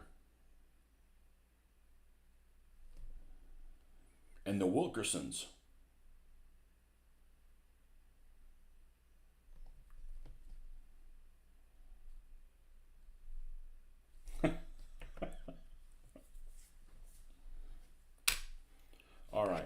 Let's try to use, because I'm lazy. I'll be lazy this time. Let's try to use this sand color as the lightener for this red marking. Instead of using white, instead of using yellow. Yeah, man, you're the original. There was the first hero, the first player you get to play in State of Decay was this black dude named Marcus. And what did he come with? I think he came with a heavy weapon. I think he swung like a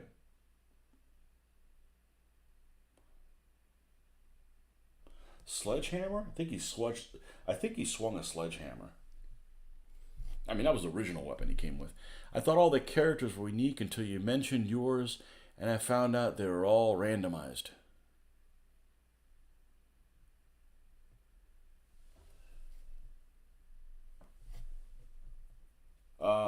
The I think the characters in the original game were were set piece ones,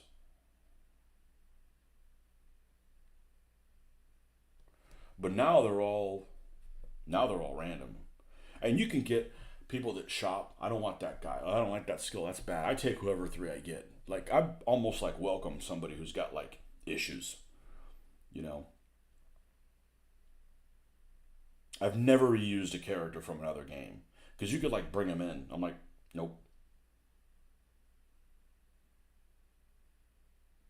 I mean, why would I use somebody whose fighting skills completely maxed out? Like, there's nothing to develop on them. Like, they're done, you know? The original were unique. And two, they seem all over the place, yeah. Yeah, they are all over the place.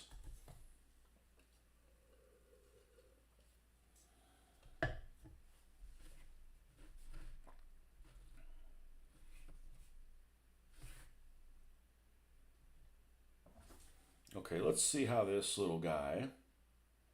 Let's make sure we don't touch something that's gonna come off.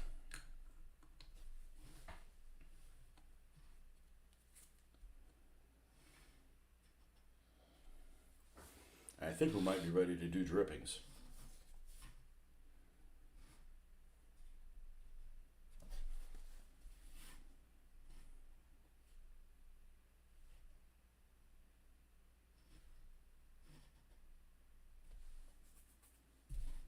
I don't think there's anything else missing. Yeah, I like the red triangle. It's cute. I do need to put these little these little things actually are there though. I need to the little bolts here at the front. I thought that was just like a markers to where you put the front tire.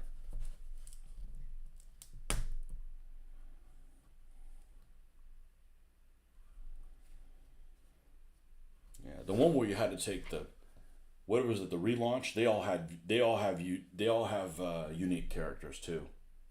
I guess there's like three groups of them you can pick from. Whatever it is, the one where you have to do they got those damn zombie those plague walls or whatever. Man, that was a pain in the butt. Man, that was a pain in the butt.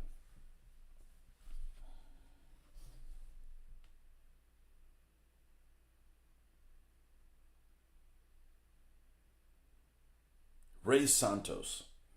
Ray Santos with a car delivery service.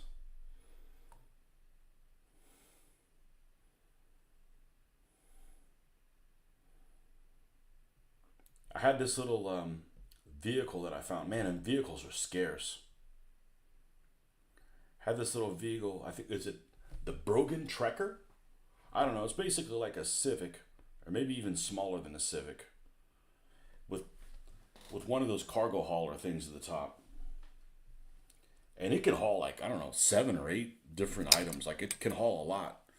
And I ended up buying a armor upgrade kit for it, and then it cut it down to 4. But that little bastard is armored. Like you could just run through people, and like it lasts a while running through people. But I lost almost half of my capacity. I usually get the what was I running? I was using some kind of wizard van. It was like this panel van that had like this wizard fighting a dragon on the side of it. You know, it drives like a freaking, like an outhouse. Like an outhouse that you're driving, but man, it holds like 12 things or something. It holds a lot. So you go in, hey, there's 4 buildings right here. Park it in the middle of it and just start exploring.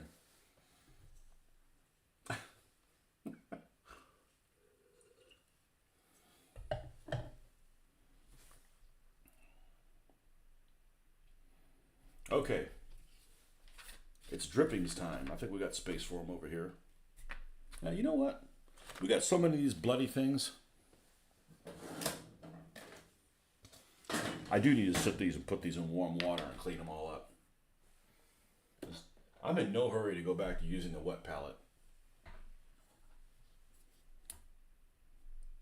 Strong tone. No, this is the no. That is we've already put strong tone. The whole their nomenclature drives me a little bananas. Strong tone, mid brown. I think mid brown's useless. It's got too much red in it. Strong tone, strong tone. Yeah, we got a lot of strong tones.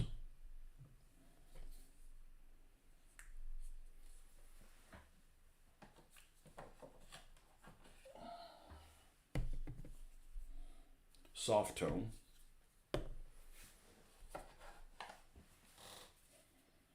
Light tone. Okay. This can go here. Strong. I need to consume some of these. Strong, strong. Is this strong also? Yeah, I got 4 strong tones. Like, okay, I need to use one and finish it off. And then what's this one up here? The black, which is called dark tone.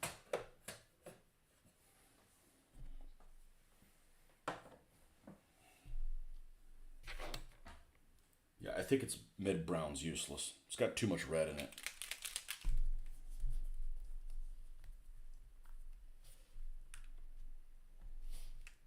I'll put some out here.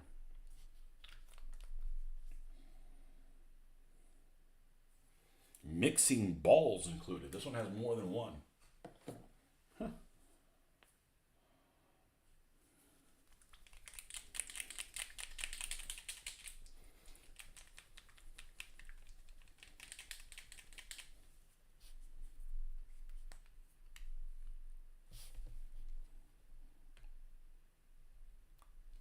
This one's the most gel-like, the light tone. I don't know if everybody's is or just mine's that way, but we'll end up putting some water here to straighten it out.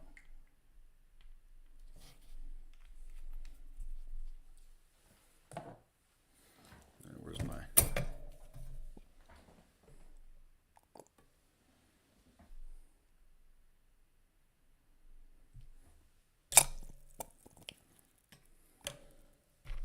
Man, I hate ferals. You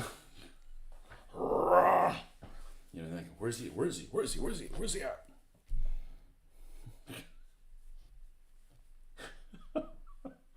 I like to use this one first. I like to go darker to lighter.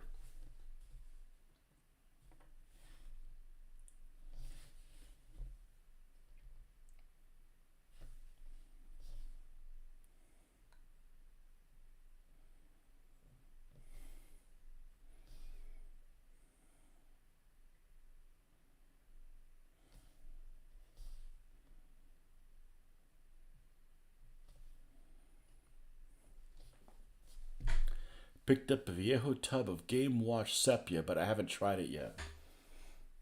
Well, these 3, I should say, I also use the strong tone. It's not here, but that's the one we do the overall wash with. Strong tone? No. Yeah, strong tone, not the dark one. Dark one's the black. All 3 are different consistencies. I don't know if it's this brand, but the lighter the tone in this one, the more thicker it is. So like you can't use this. This is like almost like a gel. You gotta thin this down. All right, it's not a big deal. Now, I'm already doing a boo-boo. I'm using this brush that's holier than thou that should not be used for such rudimentary things, rudimentary activities.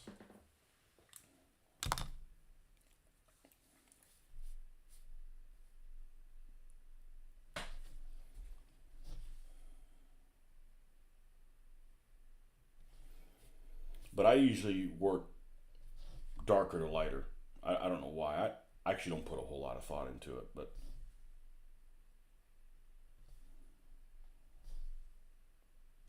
this keeps me from having to mix it up myself. And you have to sub some things out.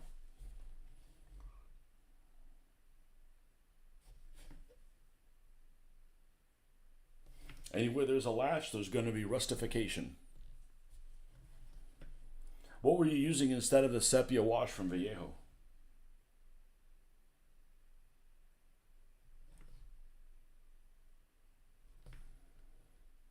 So wait, if you bought stuff from Vallejo, you're not supporting the protesters. Is that still even going on?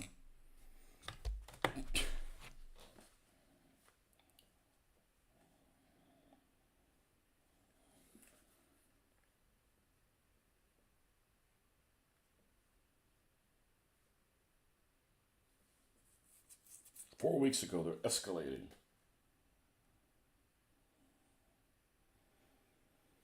A week ago, and there's people who do miniatures that are like talking about that on the podcast. I'm like,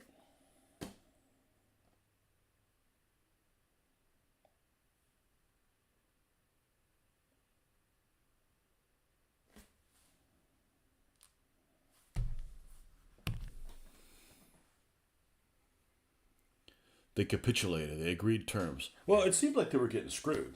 Okay, which I don't have a problem with doing that. I just have a problem every single time. I've never seen a protest that has gotten my sympathy because they always screw it up. They always screw it. Like I was like, man, they told me like I was like sympathetic to them, and then here's this picture of them marching with a freaking communist banner. I'm like, fuck that, fuck them. I'm like, that's not how you do it. Well, you got to do it that way to get attention. I said, well, you're gonna make some of us not give a shit. You know. Yeah. Well, I'm glad they won because they looked like they were getting screwed, but you know, when you're marching with a trade union that has red and black flags, I'm tuning out. I'm like, no, fuck that. There's got to be other ways to do it.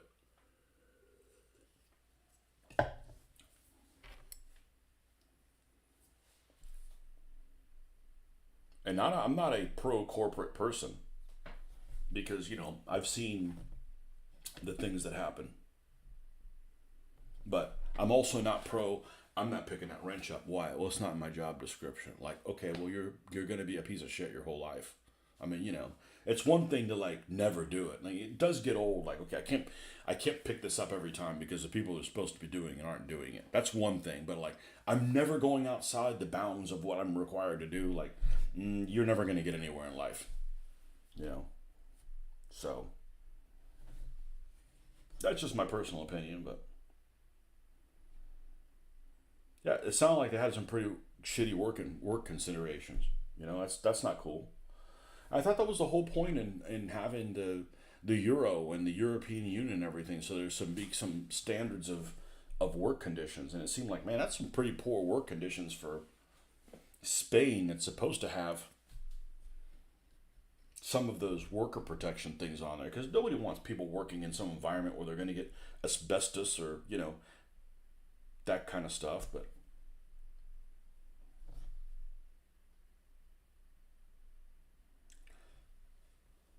I am not a fan of corporate takeover things. I'm just going to leave that at that. No corporate takeover work ever turned out better. Like, man, this place sucked until the corporate takeover worked. Man, it's a much better place now. I mean, maybe there are, but I certainly haven't heard of any.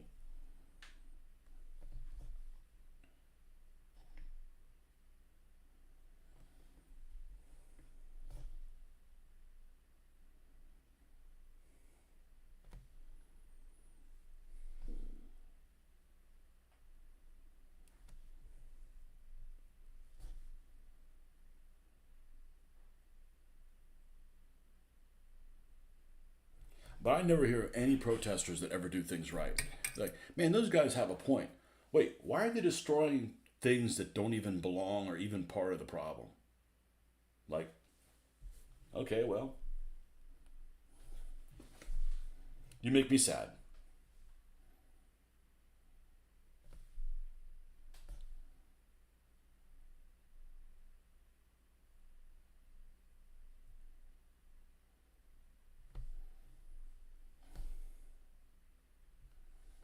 And the bad thing is I haven't done this dripping thing with all my vehicles. So I guess if I go and play some, like I know I'm going to use some that I've already painted, I'll probably go at that point and redress them. It's an easy enough thing to do. It's actually, I think, a very fun thing to do. And it adds, instead of having this vehicle that all looks the same color, you know, you've got some stains here that makes it stand out from each other. Just gives them some individuality.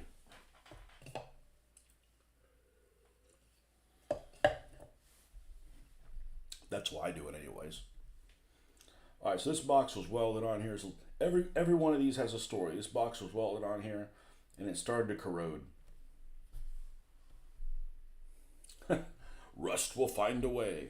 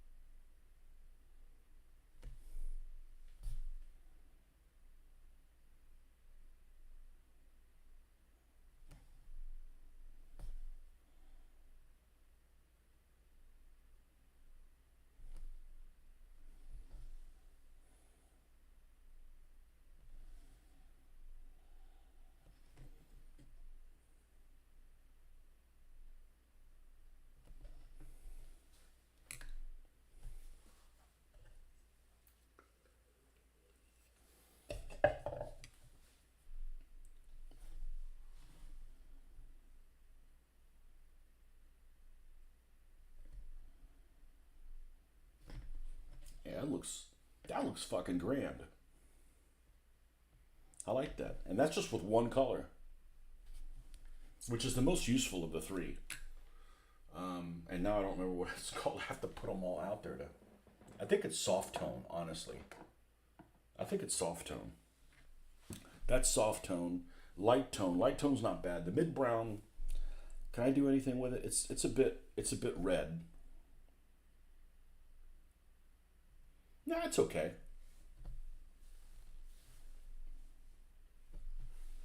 I like their washes a lot more than their paint.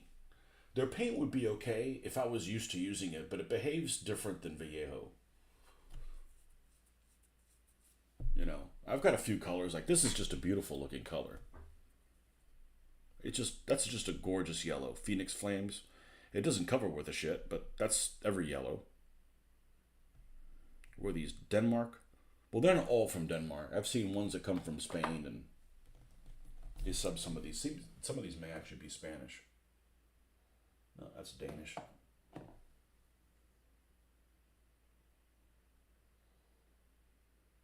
This one's made in Spain. I don't know why soft tone's made in Spain. Maybe they can't be soft in Denmark. They're too harsh.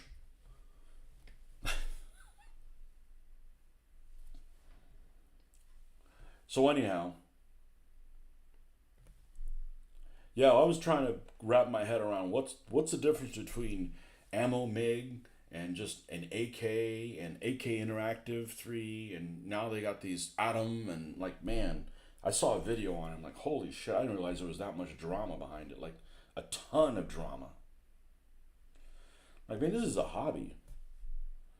One guy in and started with them, and the other guy wanted to take the customers away, and the other guy that did this wrong, and this guy started another one, and there's a lawsuit, and I'm like,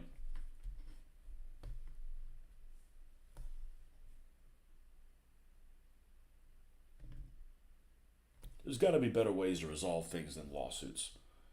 Duels, trial by combat.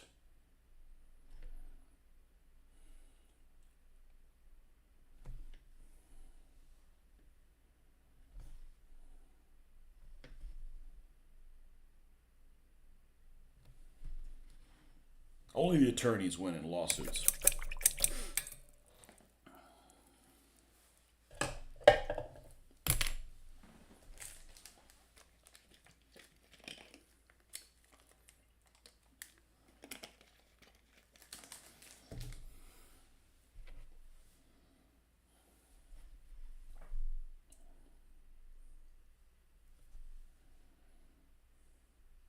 Yeah, it's looking really good.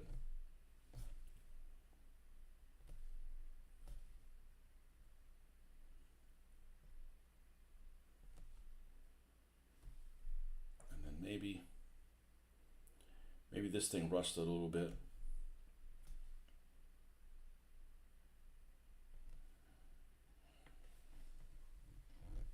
Trial by combat.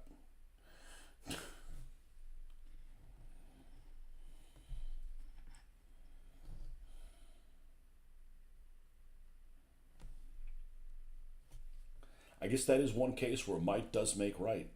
You know, the mightiest person will end up winning.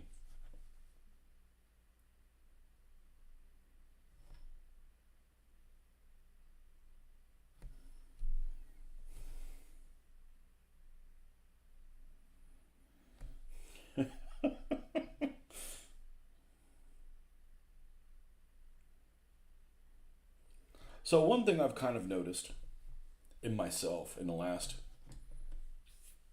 certainly the last couple years, I don't care about rules that much. It's not that I don't, doesn't mean I don't want to follow the rules. Like, I'm not focused on, let me find the set of rules that do this, or let me find the set of rules that do that. I don't think they exist. I don't think they exist for exactly what I want to do with them. So I'm perfectly happy and I'm comfortable with my fairness that I can modify stuff with however I want, and I don't feel like I'm, being, what do you call it, biased in one way or another. So, there's so many rule sets that just don't have the kind of, I don't care that a lot of people play something. That's not my interest in anymore. Like, I'm in all this little detailing and trying to figure out, okay, what's the unit number of all this? Like, I can't do all this and then, play, here, I'm gonna show you this. This is, and I feel like I'm still not done, even though these armored cars were new when they got here.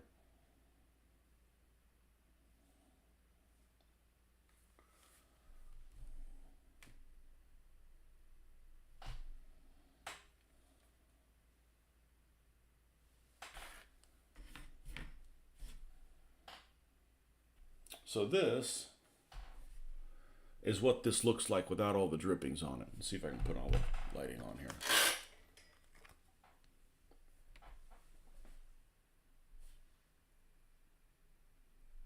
I don't know if that comes out clear or not. Probably not.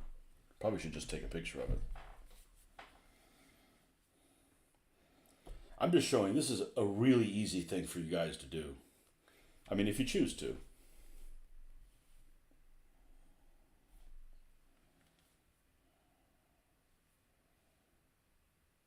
And I mean, it looks pretty good the way it is. You don't really need.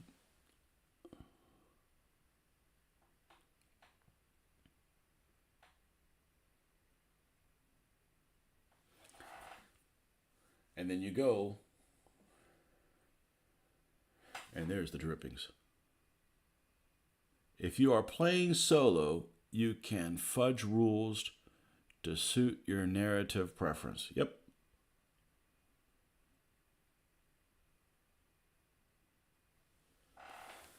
And we haven't even hit corners and stuff with the super light colors. So at this point, we're just going to finish these guys individually, which is my preferred way of doing it anyways.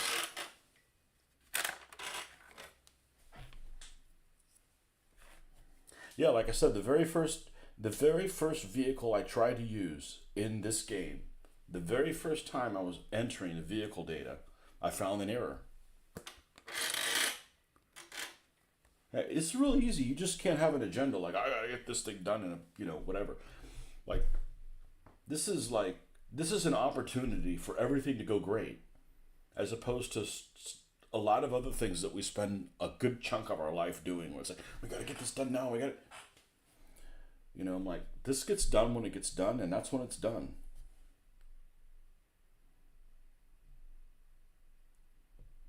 We have a couple of these little rivets that decided to leak a little bit. Maybe some up here that rust will find a way.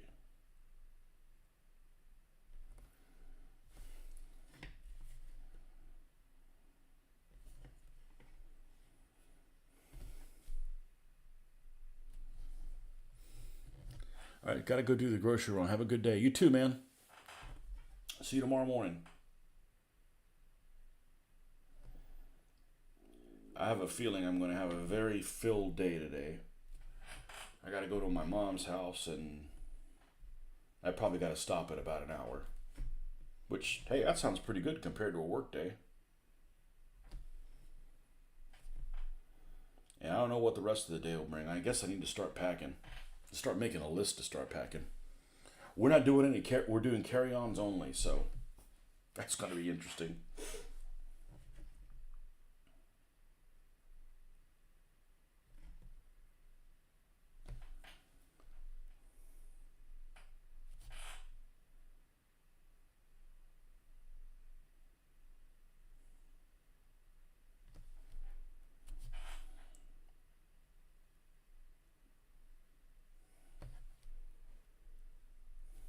You know, when you paint something that's metal, there's corrosion that comes in different ways, and you can have some corrosion that's happening underneath this paint that you're just not aware of.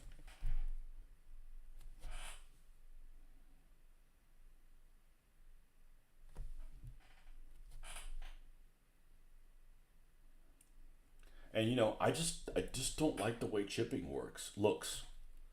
I just don't like it. It's a little too. It looks unbelievable to me, but that's fine. That's just my personal choice. Some people may not like this.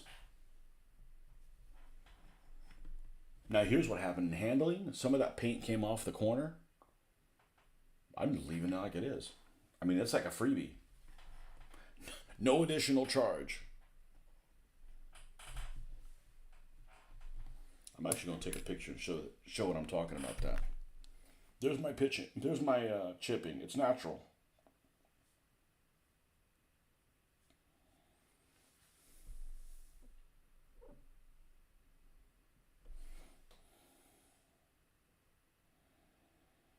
Why is that out of focus? Because I'm the world's shittiest photographer.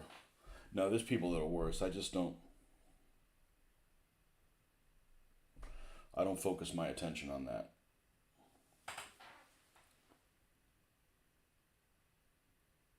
Right there on that box. We're leaving that as is. Freebie.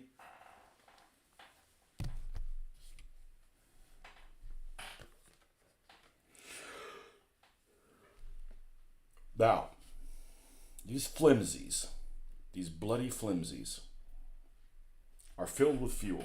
I guess they could be filled with water.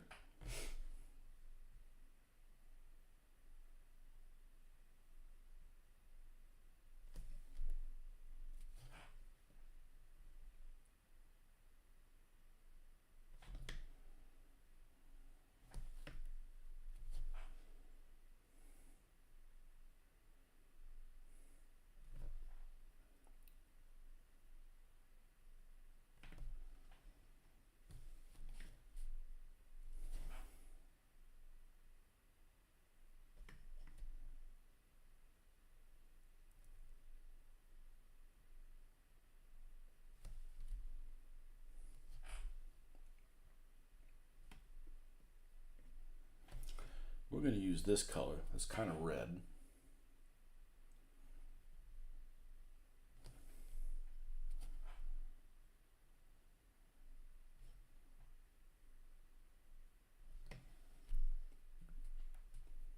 I guess slightly red. It's not very red, but and then this fender doesn't have any discoloration on it at all. Well, we got to fix that.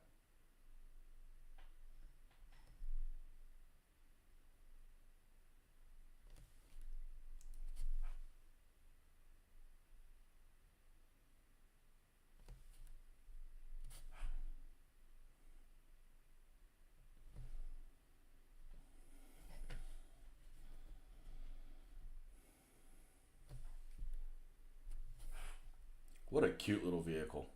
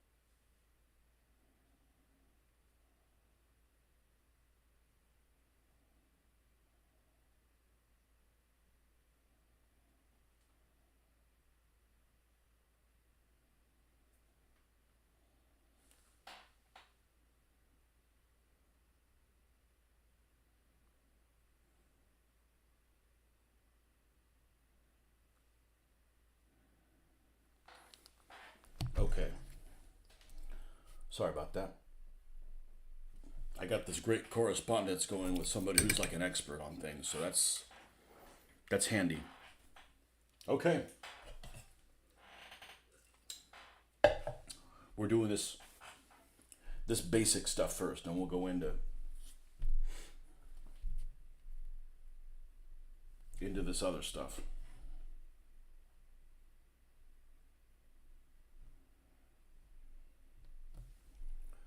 Let's do a little bit of this.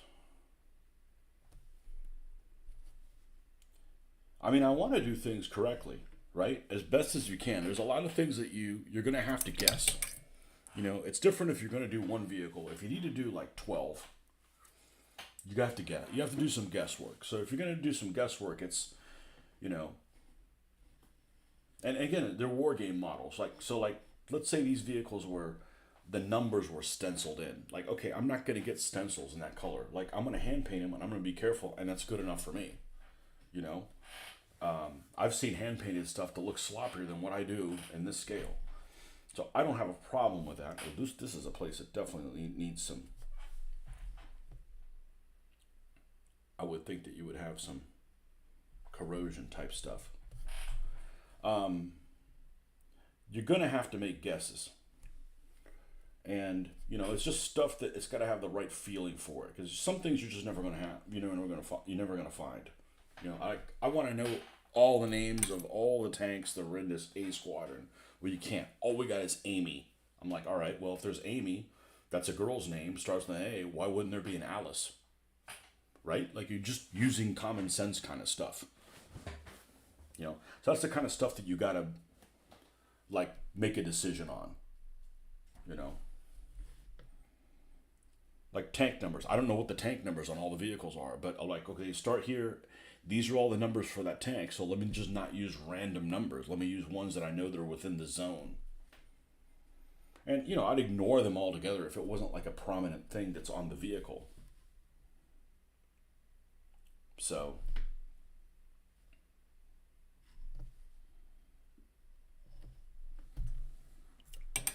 you got to make judgment calls, you know? Ooh, we almost forgot a tailpipe back here. Ooh, we can't have that.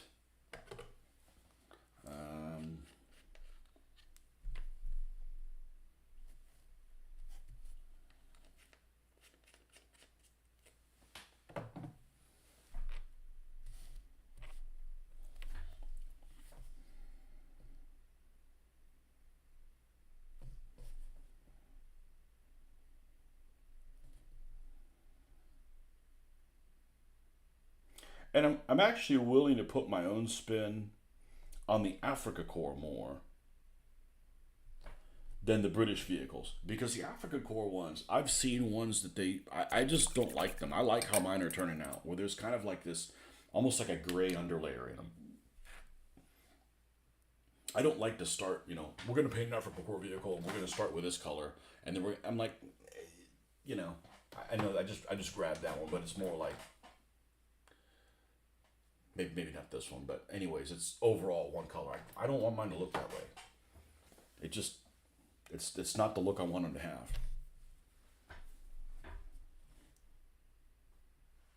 They don't look good, but I see the British vehicles the way they're supposed to look. Like, yeah, they look good. So we'll roll with that.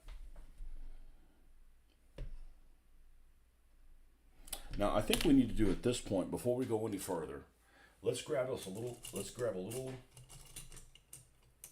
dry brush thing.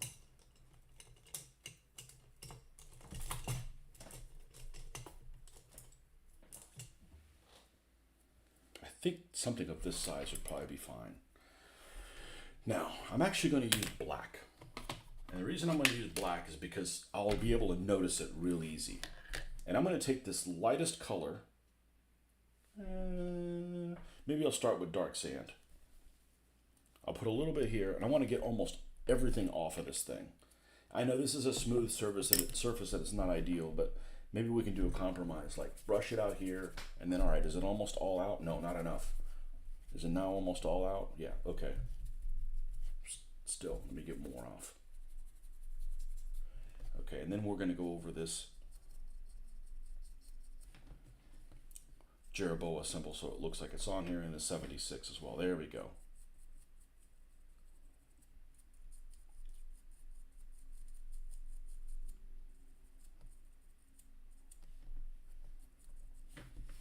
We're just going to focus on this one. We're not going to do all three at once. And then I'm going to go over this number lightly. So it looks lived in. Not the tools. I don't like the tools that way. That's just my preference. And then I'm going to do the same thing with this pale sand.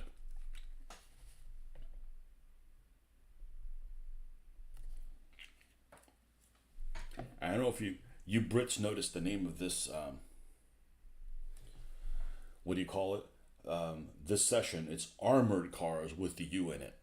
I will refer to, first of all, I like how it looks better with a U, period. And if you're talking about a British armored car, it's going to have a U in it. Certainly that's like misspelling Panzer or something like that. Certainly in the early AK period, there was a hodgepodge of color schemes and local field variations. Yeah, and some things that look good, that were legitimately painted, look like you don't know what the F you're doing if you put them in a model. Like snow camo is the best example. Like there's some things that the Germans did on the way to Moscow in 1941 during the snow that looked like ass. That even if I did them correctly, it looked like it just, you'd have to explain. So I don't like doing stuff that I have to explain. Well, the reason this looks like shit is how about just don't make them look like shit to begin with? Like I understand that there's some paint schemes that don't look very good. Let's not do those, okay? Let's not do the ones that we know are going to look like crap. There we go. A nice fade there with that color. Very gentle over that. Very gentle over that. Very gentle over that. And then we will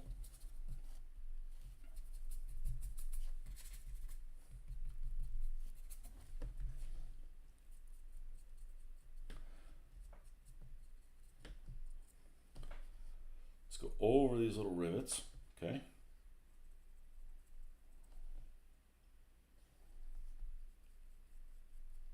Man, I really like doing this. It just, I can't. I've seen other people's models and man, it's all one color, but it looks so cool. Because there's all kinds of things for your eye to go, look at that, look at that, eye candy, It's savory for the eyes. And the secret is, you just got to put the time to do it. It's easy to do. It's just a matter of doing it. And not overdoing it,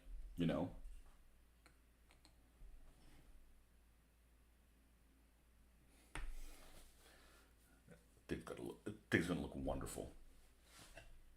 And it's all Marcus's fault for having me do the desert stuff earlier than I had planned. Oh, thank you. It's a group effort.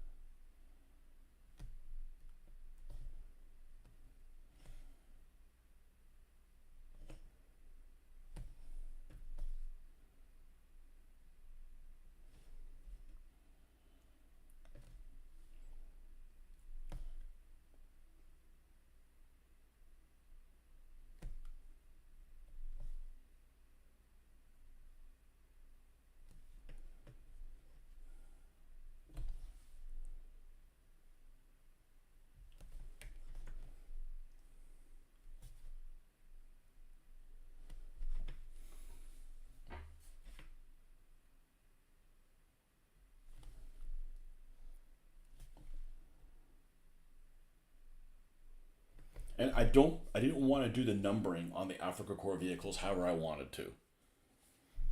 Because I wouldn't have chosen either one of the two ways. I wouldn't have chosen either way that the 5th Light / 21st Panzer Division did it, or the way the 15th Panzer Division did it. I wouldn't have chosen either one of those two. But of those two, I can't stand having the big numbers. Because on top of not liking how it looks, unless I'm going to hand paint them, there's no way to get the decal to go over details and then come back down and not be significantly smaller than the decal that's next to it that isn't going over anything. I mean, unless they would give you one decal that was bigger, but then they would have to measure how much bigger. It's just it's a mess. It can be a mess.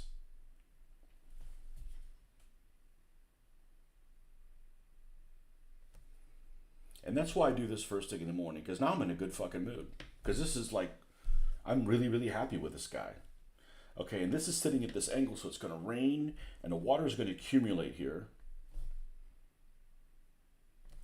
And because it's going to accumulate here, this is going to rustify. Yes, I make my own words up. I don't write them on an email. Jeez, that would be uncivilized. Oh yeah. Okay, and same thing here. This is probably going to be an area where it's going to settle a little bit. I just don't see any reason to use enamels for this. Like, they're stinky. They eat up the other paint. I can't lick my brushes. There's no redeeming value whatsoever. When I painted my Firefly, I was so concerned. This was before Vallejo, I think. I was so concerned about it getting the right tone of green for Northwest Europe that I went out and bought the Humbrol color in enamel. And I painted my Firefly in enamel. And it looked good, except that, it was 20 years ago, so it doesn't look as good as the stuff that I do now. And then they're repainting it. Not because I didn't like that color, but because I needed more depth. So, but I had the Humbrol tin.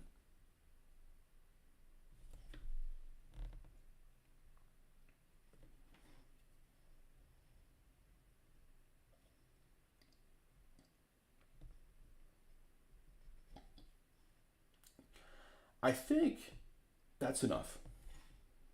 I think this is enough. Oh.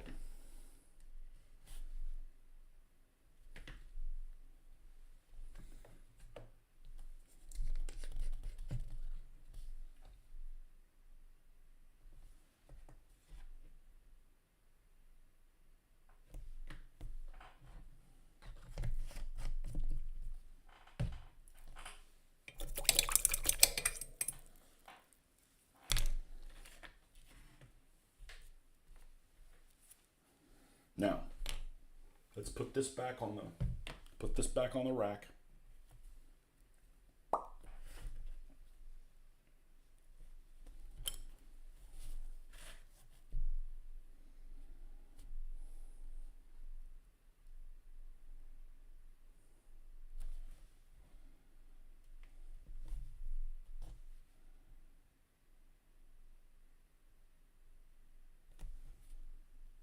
We may be in Africa for a long time because I'm reading about Tunisia and there's some interesting stuff to do in Tunisia.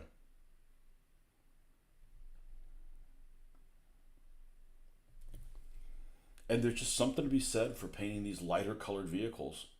They look pretty good. They're bright. I like them.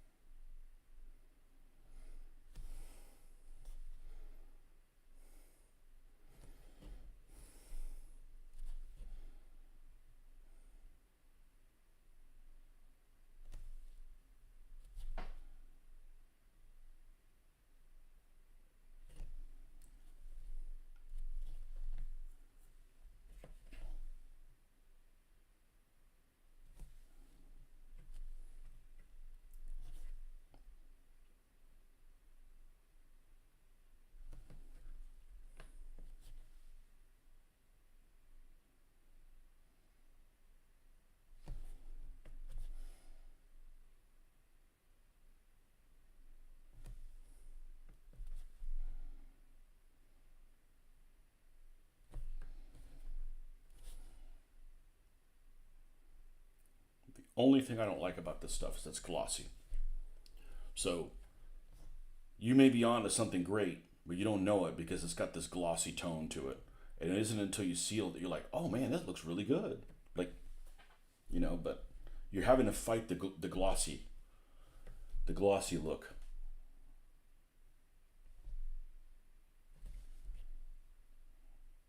Sometimes, you know.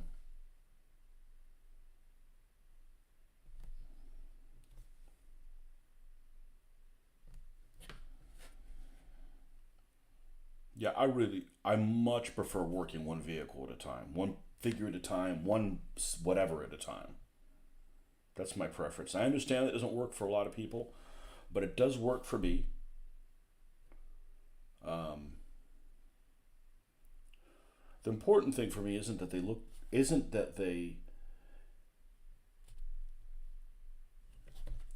need to look like they were painted at the same time, kind of thing. Even though if they rusted or they've got things in different places, um, they don't need to look like they've been painted by different people.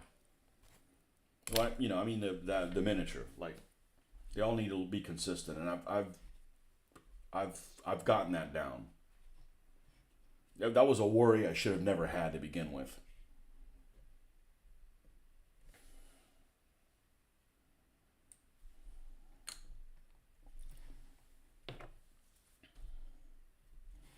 I should have never been worried about that, but sometimes you get the best of yourself. All right, is there anything I can see that I'm not going to worry about the wheels because the wheels would just get encrusted with dust anyway. So if there's any kind of corrosion like that, it wouldn't even be that noticeable.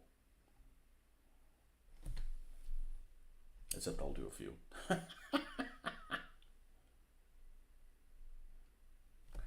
Just a little bit of.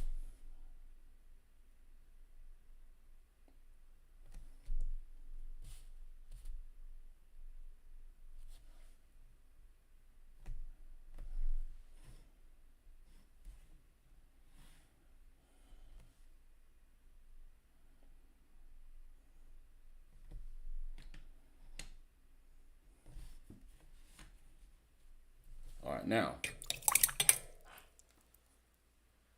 we be painting up Fallschirmjäger for Tunisia. It's something about Fallschirmjäger that just doesn't interest me in the least bit. I think it's the stupid helmets they used. I don't like those helmets. I mean, if you're gonna paint Nazis, at least make them look cool. Fallschirmjägers, Fallschirmlager. I'll have a pint of the Fallschirmlager. It tastes so bitter. I think they look stupid. So no, probably not. No, there's not a whole lot of interest. But I'll tell you what, and you made a comment on one of my posts the other day on one of my videos. So little is known about it. I feel like I'm really well knowledgeable about the Second World War, and there's lots of stuff I don't know. Okay, but compared to most people, I would say even compared to most war gamers, I'm pretty knowledgeable about it. And it is hard to come across if you're talking about airborne, unless it's like the German paratroopers landing the Low Countries, and that's not my area of operations. So I've never war gamed that. Doesn't really interest me. But if you're talking about paratroops, Allied paratroops, nothing ever gets. Oh, here's another super brush. Sons of bitches. This is the one. All right, we'll put you in a special spot. You could do some great stuff with that one. You don't need to waste that on that right now. Before Normandy is just swept under the rug. Nothing's ever known about that. Tunisia, it's a front that's hard to find information on. I mean, as a general rule, people don't know about Tunisia. Even Italy, Sicily. I mean, yeah, there's some paratroopers that got landed in Sicily. And the only reason I knew that was because playing advanced squad leader scenarios. So that's definitely a.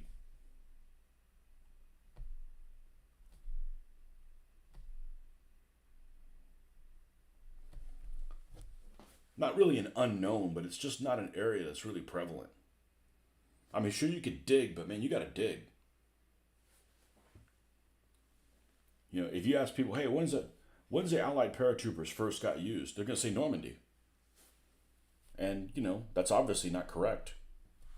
You know, I was reading the Operation Torch book, and it was like the U.S. used paratroopers like to land in, you know, in Morocco, and I'm like, they did? I'm like, I didn't know that. It might have been Algeria, I don't know, but in Operation Torch, like I'd never heard of that before,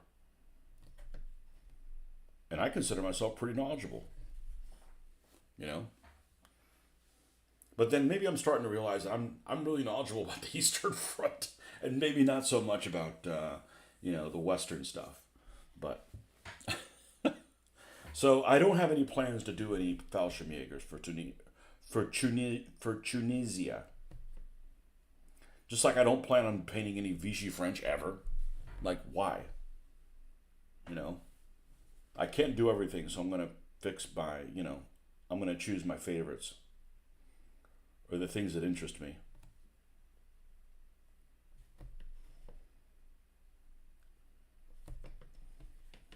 I think this Operation Crusader is excruciatingly interesting. It's in the middle of the conflict, you know. There's a plus, you know. Both sides went back and forth. Now, I would love to paint some of these like for Alamein or later with the splotch, but, you know, if I want to paint more splotch ones, we'll get more.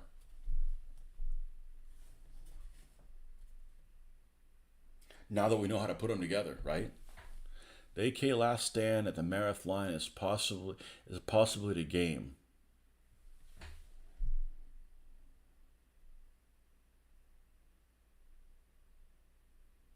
Well, I got one Mareth line vehicle.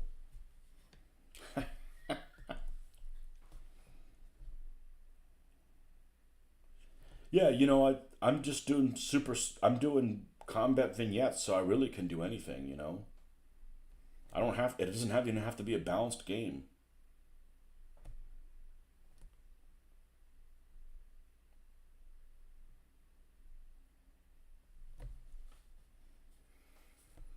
Man, this thing's looking, I'm really happy with it. It's looking like I want it, like the vision that I have of it. That's what you want. You want, as a creator, you want to have this vision of what things look like and be able to accomplish that. Whatever it is, it doesn't have to appeal to anybody else. If it does, well, that's a freebie.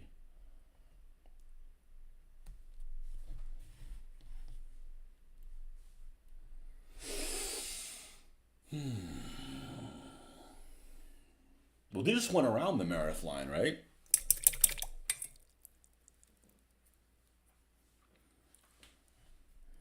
I was watching something on the Mareth line the other day, and like I don't know much about Alamein. I've never gamed Alamein. Like I figure it's like that's too late. Like I don't know anything about it. Like I know there was multiple battles, and I watched a video on Ruisat Ridge. I've obviously heard of Ruisat Ridge. Didn't know anything about the Indians being there and surrounded and running through their own troop. I mean, that's some interesting stuff. I mean, you know, really interesting stuff. Especially for the scale that I'm doing things in. Because with these honeys, I'm going to make the freaking smoke clouds. I'm going to have these, you know, just like I have the burning fires, there's going to be smoke clouds with like, you know, brownish sand colored things that, you know, they're going to go across the field and they're going to leave this smoke behind them. Not smoke, but, you know, dust. They're going to create their own Khamsin.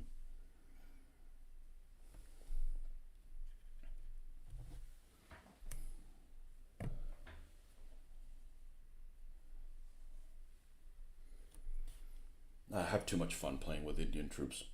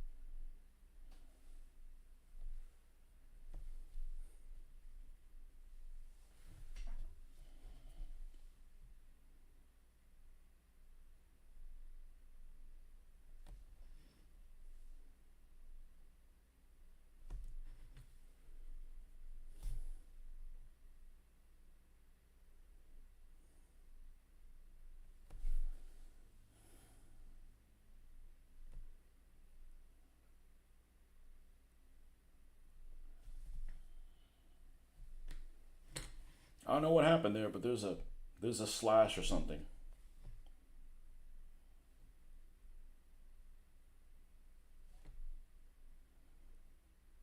You know, they have this huge vehicle. You have this vehicle. It can't all be the same tone. Things happen. It's got to be lived in.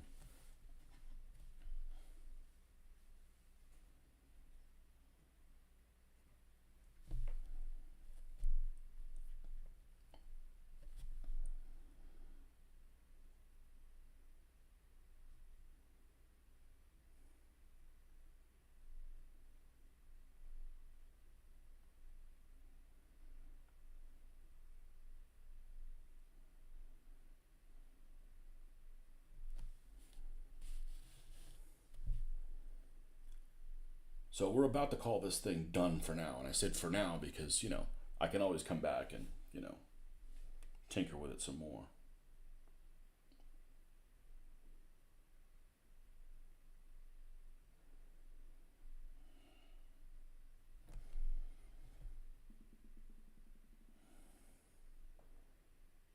And even though I painted some super tanks, I'm not really a fan of the super tanks. Everybody can say, "Oh man, that Yag Tiger is really cool that you did." I said, "Yeah, but it's a freaking Yag Tiger. Like, that's the first Yag Tiger I've ever painted. I've never done King Tiger prior to these ones that I did. Won't be, won't be buying another one of those models, that's for sure. I got one more King Tiger waiting. The SU one. Freiburg's New Zealanders made use of intelligence from Enigma to infiltrate the Marith line. So Freiburg's still around. Okay. I can't believe what's his name didn't get sacked. What was his name? The South African dude, Pinar. How the hell didn't he get sacked? He get sacked. That seemed like a freaking turd. Left everybody out to dry. I know some of those people know the right guy or whatever. I was like listening to I think it was the Mercer Matru one. He's like still around. How the hell is that? How did they not sack that guy? Like,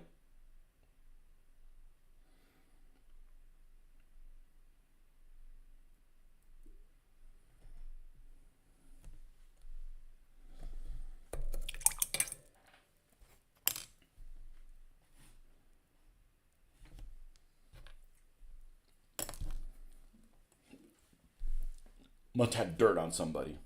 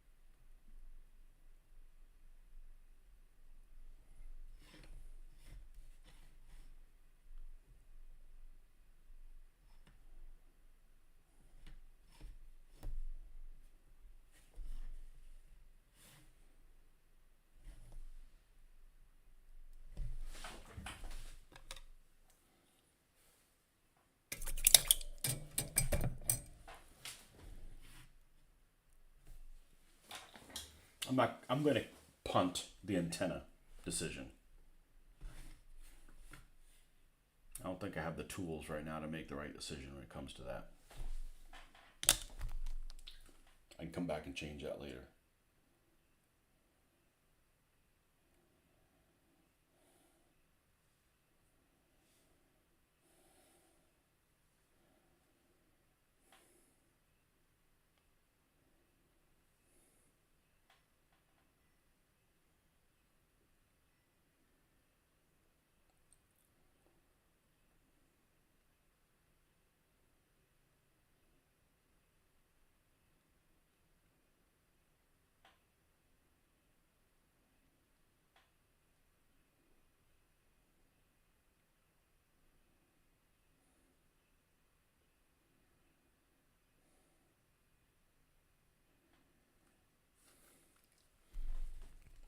let's take let's do this, because this freaking blows.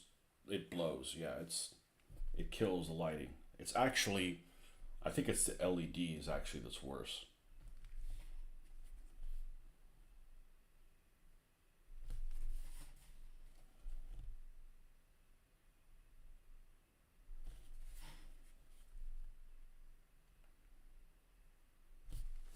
Actually, I'm not doing this right at all. Let's say I do it right.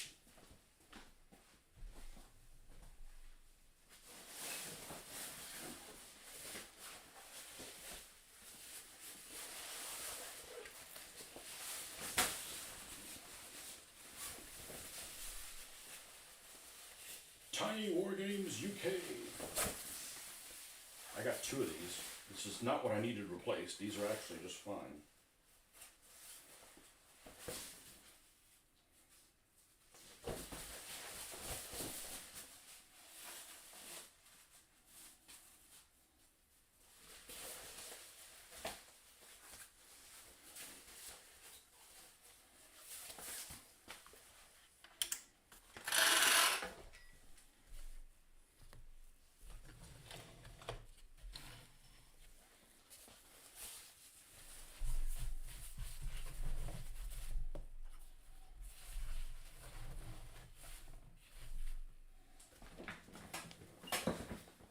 Push this far enough in. Politics. Marshall Smuts would not have allowed it. That guy's a smut. That word, the saying comes from.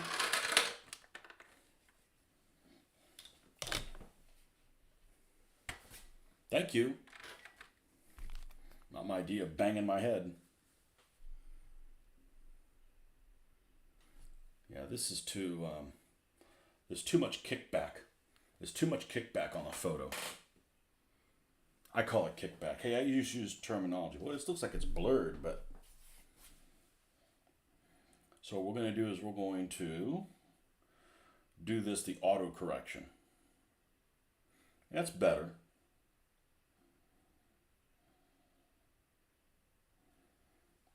And it's way too light. It almost looks greenish.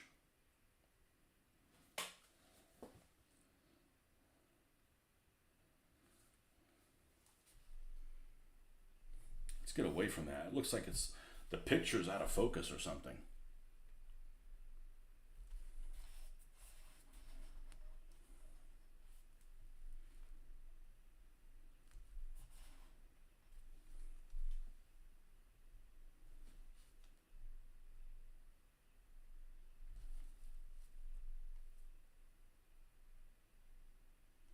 All right, now let's see if it's just a struggle for me, because I'll see them and look a certain way and then I'll take a photo. I'm like, that's not what I'm looking at. And a lot of these colors just vary a lot.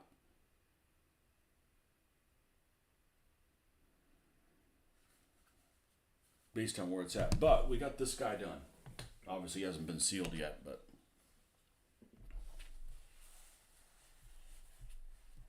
Smuts is very influential. There's a plan for him to take over if anything happened at church. And you know what? I've never heard of him. Might be my own fault. Oh, let's not do that.